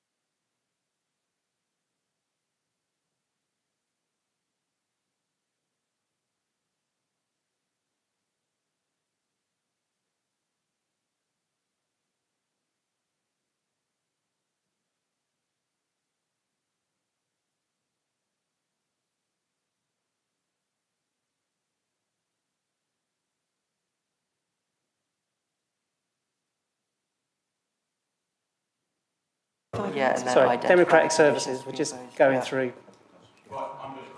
Do you want to read it out? make the most of it.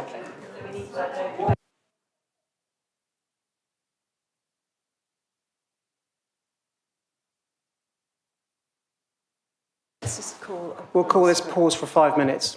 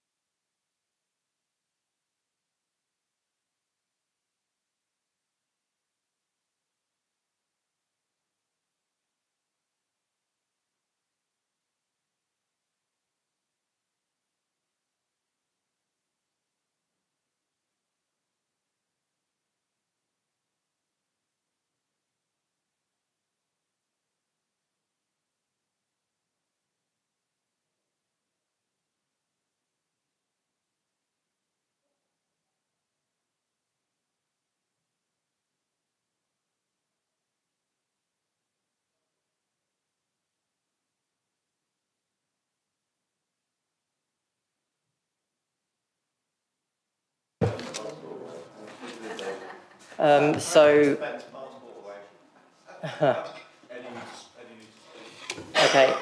so some members have already realised we've gone past 10 o'clock now.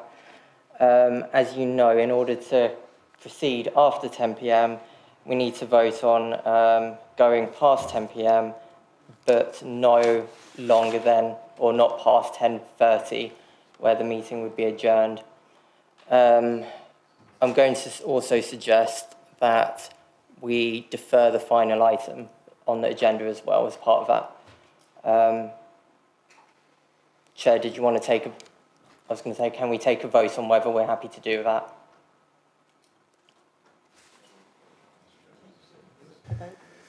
Is everybody happy to take a vote? Can I propose that if we get through this item quickly, that we don't defer the last item? Because I have a feeling it's not going to be a particularly long one. It would be nice to get it done. Or do we have to make that decision now? We're sort of on the edge of what would be allowed in the Constitution, but... Councillor Wilson? Yeah, I propose the solution that the officer just recommended. Okay. Anybody want to second that? Okay, I think we're all agreed, aren't we? Are we all agreed? Yeah. The only other point I wanted to inform members of is a part of the Constitution, just in order to sort of guide as to where we are. And this comes from Part 4, Section D of the Constitution in respect of when decisions have been made contrary to the Head of Planning's recommendation.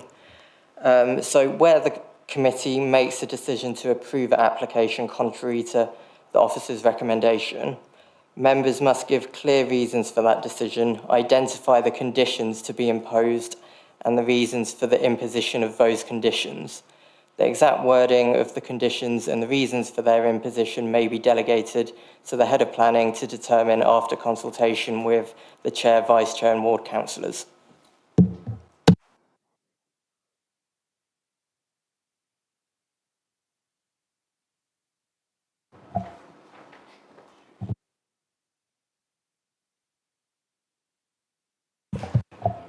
So following that comment by Mr. Scott, I think what would be best now is to go through all the reasons for refusal on page 148, one by one, giving clear conditions to officers so we can basically pull together a decision notice on this application for approval. So I would advise members now to go through each reason and give the relevant conditions with also the legal agreement as well, which they want to impose as part of the application. If I can just come back, I understand from what Eddie has just said that we have to give our reasons for the approval as a first thing. And I think, certainly from my perspective, and I'm sure that other councillors will come in if I'm not accurately representing them with the exclusion of a couple, that the reason for the approval is that it is felt that the very special circumstances of providing affordable rented accommodation in perpetuity outweighs any harm that may be presented as a result of the application. So I guess that is the starting point that we need to come from, and I understand that it's okay for us to differ in opinion on occasion, although it's unfortunate. And then could you give me the page, please, that you're wanting to... 148.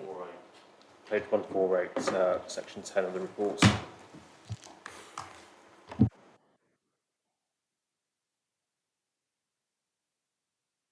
So obviously the first point there is that, in the officer's opinion, the benefits put forward didn't outweigh or didn't present very special circumstances, and the view of the planning committee is that it does present very special circumstances. Some members, well, the majority of the planning committee feel. 7.4. one is covered by the very special circumstances that are presented by the application. The SPA harm is covered by, or the potential risk of SPA harm is covered by the agreement that the Almshouse charity will put forward to ensure that that it is kept as affordable accommodation for older residents at a below market affordable rented level, and that through licence there will be no keeping of pets with the cats or dogs with the exclusion of assistance dogs. And that's something that they have evidence that they can do by licence. Could we add also visitors as well? Yeah, that visitors... Because that hasn't been explicitly said so far, yeah. No, it hasn't, but you will have people visiting care homes, for example, with dogs. They take in petting dogs, that sort of thing. I would imagine that that's something that could be agreed between the officers and the Almshouse if people feel strongly that is the case. So we've talked about the mitigation measures that we do feel that they will protect the integrity of the SPA.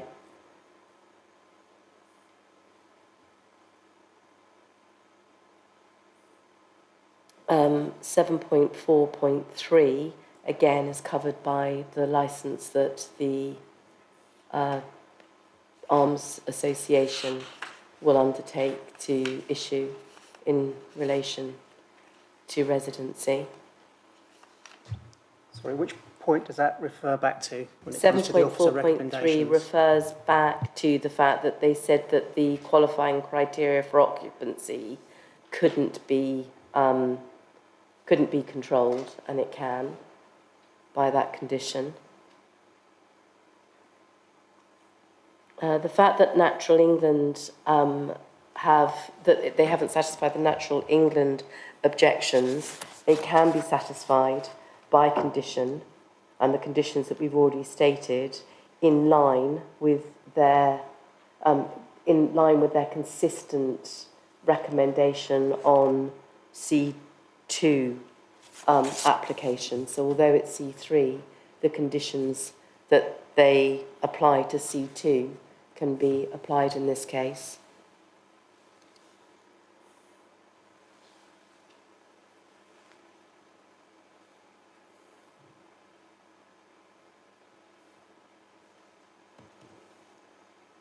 That one is, the other one is just justification of it, which I think we've been through, and so that's covered by everything else.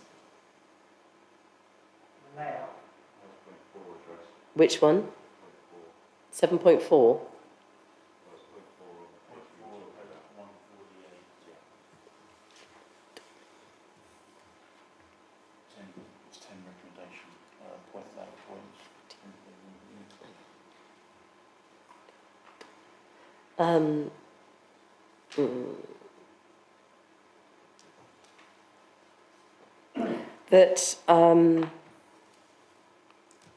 That the opinion of the some members of the planning committee was that actually the layout was caused less harm to the street scene by way of its layout and orientation, and that it contributed to a sustainable form of development with... That's not evidence, that's an opinion. You just use the word the opinion. What's It's, the evidence? it's an opinion that the opinion, it is the opinion of the officer is the other way.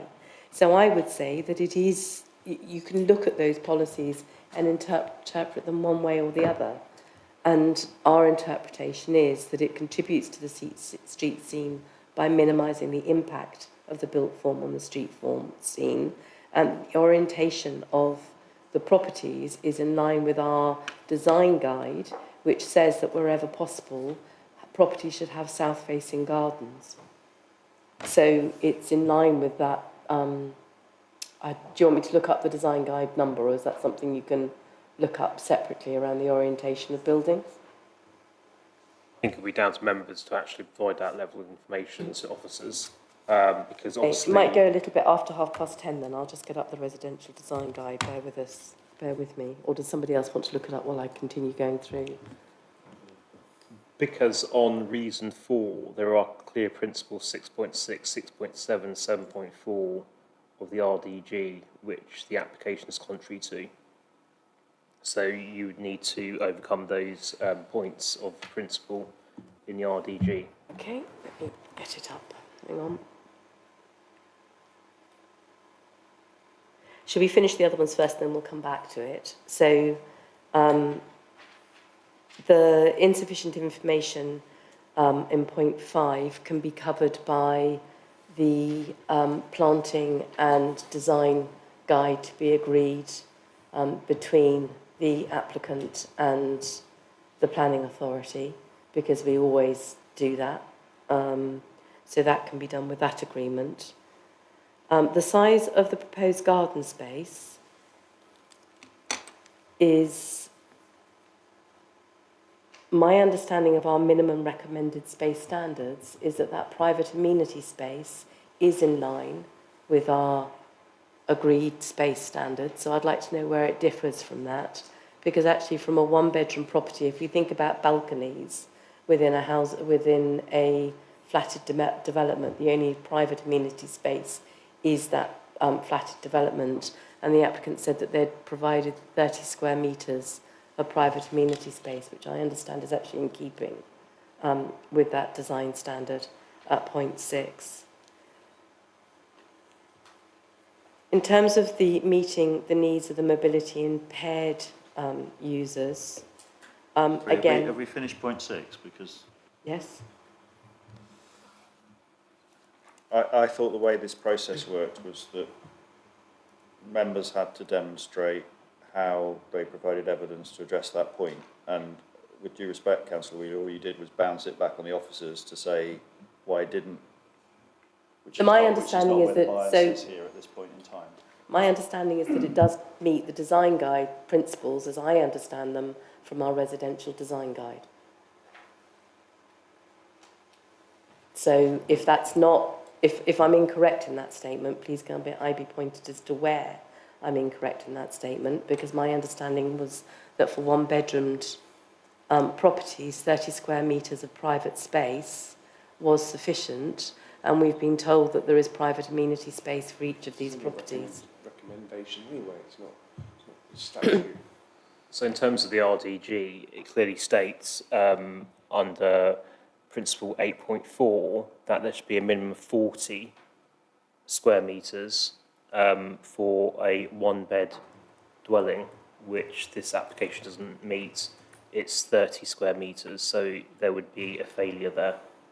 I've been in this chamber where we've discussed that before. We've said that there's a green space over there, that includes part of that unless I'm very Yeah, and actually that was used as a reason for refusing an application in Chobham next door to the Working Men's Club, and that refusal was overturned by the planning inspector, as there was sufficient green space elsewhere, it wasn't to be a material consideration.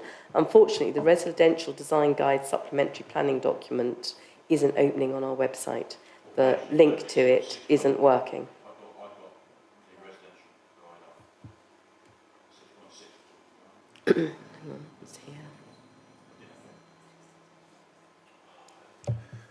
Councillor Whitcroft.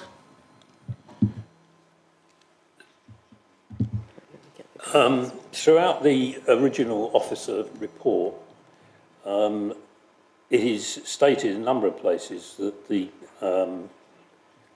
detriment is outweighed by the benefits of the proposal. And I see no reason why, if for point 6, for example, if it is the case, and it appears to be a question of interpretation, if it is the case that the plots would provide unacceptable, or whatever the expression is, that the benefits offered by the totality of the scheme outweigh those negatives. So that would be the decision of members of the committee. That would appear to be the majority view of the committee. So then that would have to go to a final vote as part of that process. I'm sorry? No, in terms of the final conditions and things like that, that would have to go to a vote as well. Is that correct?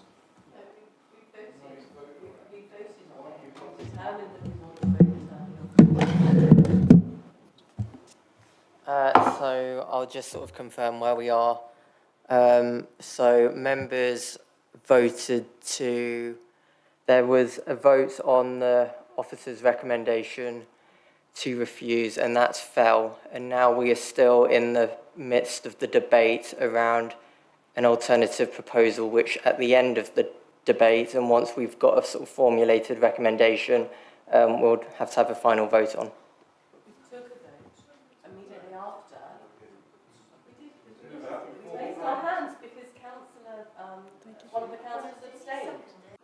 So that was the officer's recommendation that we voted on.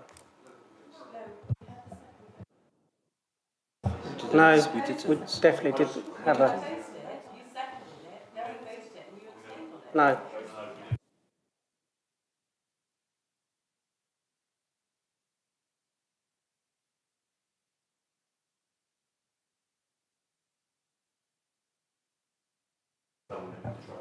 Councillor Whitcroft.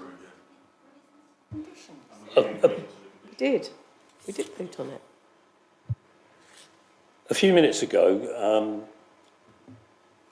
Mr. Scott kindly explained what we were supposed to be doing at that point, and what he explained, as far as I can understand it, is that because members had, or the majority of members had voted to reject the officer recommendation, members then had to provide reasons for that.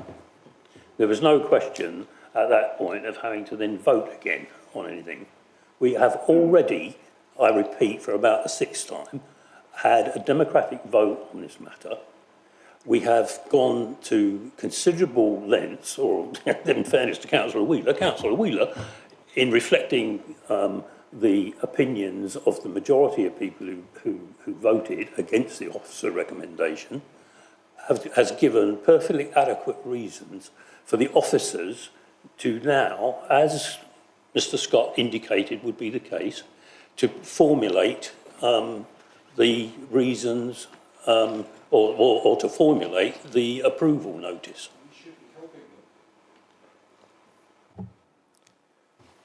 We, as officers, are here to basically listen to the comments raised by councillors.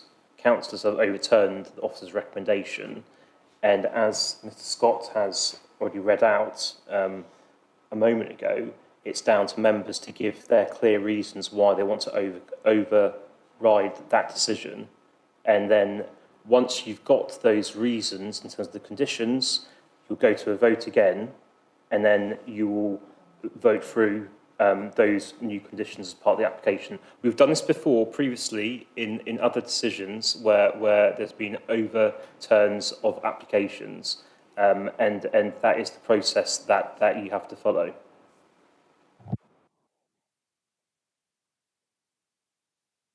So I think let's expedite a slightly speedier resolution to this. In terms of all of the other objections that are raised by the planning officer, we feel that the very special circumstances to provide the affordable rented accommodation for the residents in perpetuity within the borough, within a very defined area, outweigh all of the other objections that have been raised.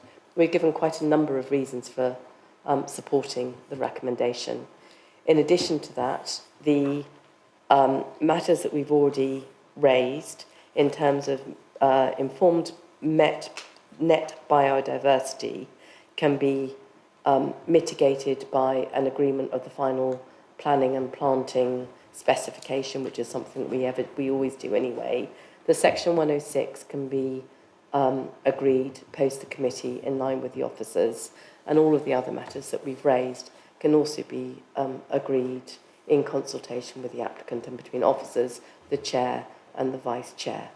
And it's not unusual to, at the end of this point, have the fact that the final wording will be agreed between the chair and the vice chair. There's a lot of debate to listen to. There's a lot of matters that have been covered. Thank you, Councillor Wheeler. Councillor Lisnail. Sorry, there was a comment earlier on that after the giving of the conditions, the officers would then discuss it with the chair, the vice chair and the ward councillors. Yeah. But in the conversation we've just had, you just said that it had to be decided here. I thought we were giving the conditions and then... I think I can clear that up if you don't mind. So the Constitution says about the exact wording would be delegated to the head of planning in consultation with you.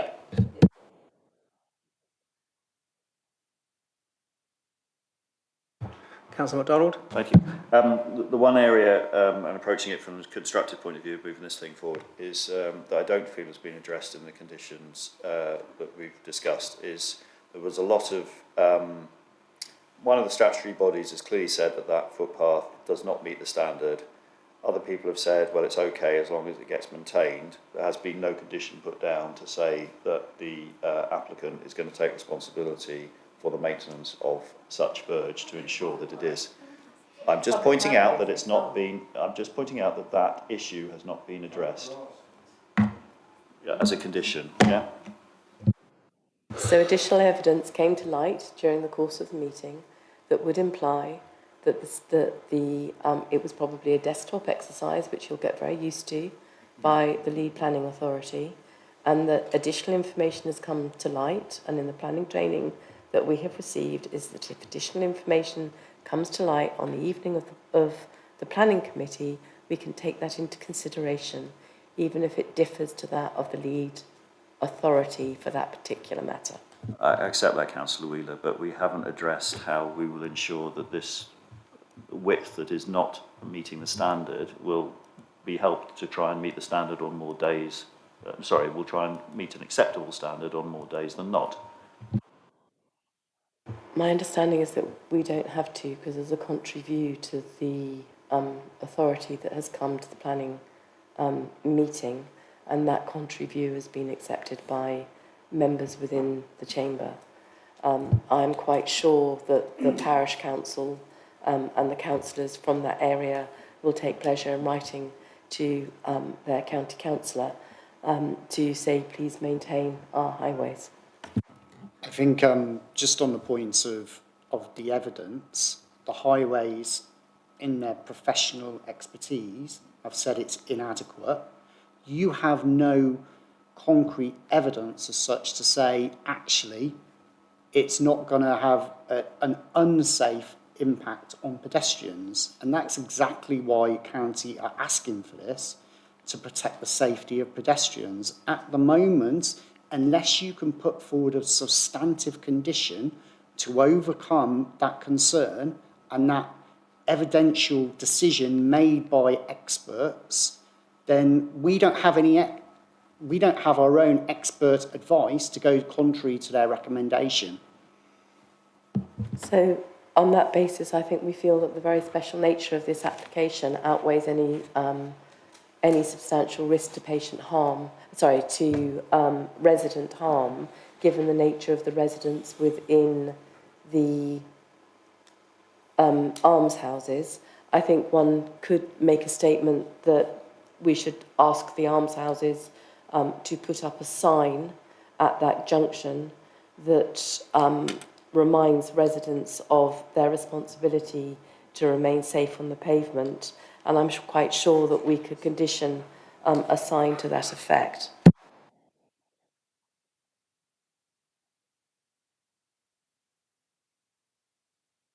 Just for the record then, so I totally understand what you're saying, I totally understand what Councillor Wheeler is saying. So Surrey County Council are so worried about this path for the other residents. So if this wasn't a proposal, then this path would be unacceptable, or it would be acceptable. And if it was unacceptable, then surely they should be fixing it anyway. Typically, the pavement width should be 2 metres. That's the standard, and that's to allow people in wheelchairs or mobility scooters to be able to safely pass each other and pedestrians. In some instances, it's possible to narrow that down to 1.5 metres, but there's certain criteria about that. Typically, you won't find a pavement of 1 metre in width that would meet the manual for streets anymore. So the only reason that they're worried about this footway is because there is a potential that someone might use a vehicle for a disabled person, yes? And if someone that already lives in this area, that already has a mobility scooter but doesn't go to the Arms House, still wouldn't be able to use that path, yes? I mean, essentially that is the case, yes. So it's no different. So what we're saying is we can't put this in there because already the path that's being used by residents isn't acceptable.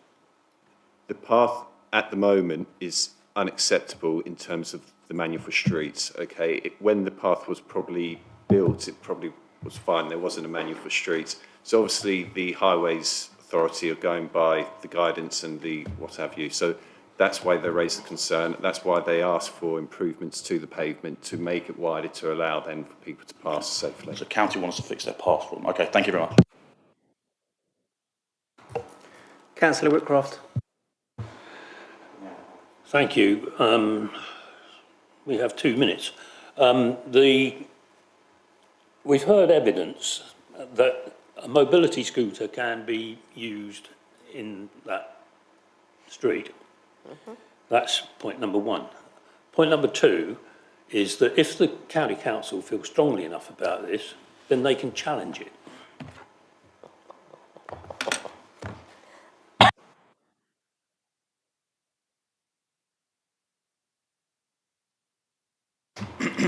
Can I propose we move to a vote, Chair?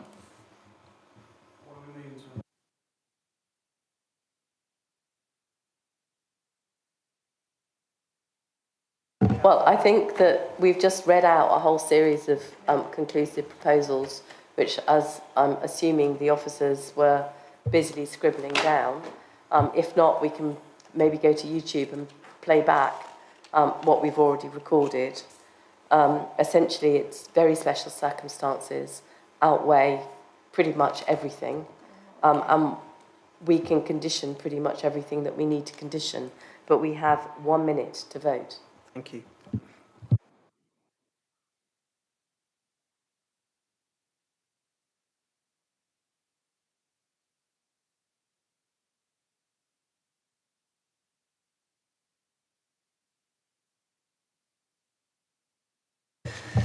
Yeah. Members, would we like to put this to the vote for the second proposal to state this is an exceptional application which supersedes all the reservations of the officers? Can I have a proposer and a seconder? I guess it's to grant. So it's to approve it is to approve the proposal based on the very special circumstances that outweigh the harm to the SPA and the potential damage to the green belt, subject to the Section 106 agreement, the conditions that have been discussed with officers during the course of this meeting, the mitigation around net biodiversity, net gain, etc. So we're voting to agree the secondary proposal, to agree to turn down the officer's recommendation. No, we don't. To grant the application. Sorry. To grant the application with additional conditions and Conditions to be agreed by the head of planning in conjunction with the chair and vice chair of the committee. So to agree with the revised conditions in conjunction with the chair and the vice chair of planning and legal. And also, subject to a legal agreement to be agreed as well. And subject to a legal agreement which is to be agreed as well.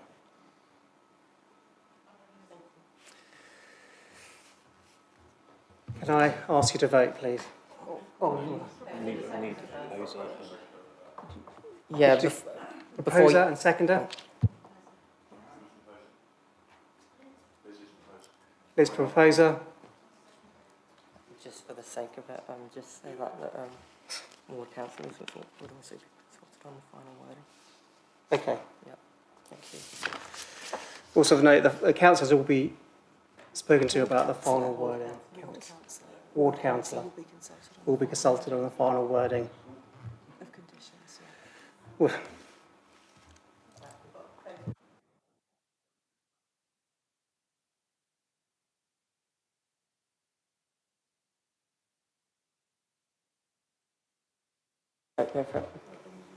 So all those in favour? So I'll read out your names. Councillor Kevin Thompson, Councillor Victoria Wheeler, Councillor David Whitcroft, Councillor Valerie White, Councillor Murray Rowlands, Councillor Liz Noble, Councillor Sean Garrett. Anyone else? All those against?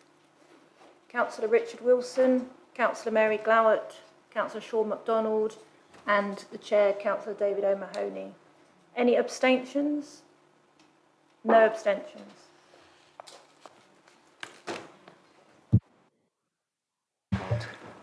the vote is carried. Planning granted. Application approved. Application approved.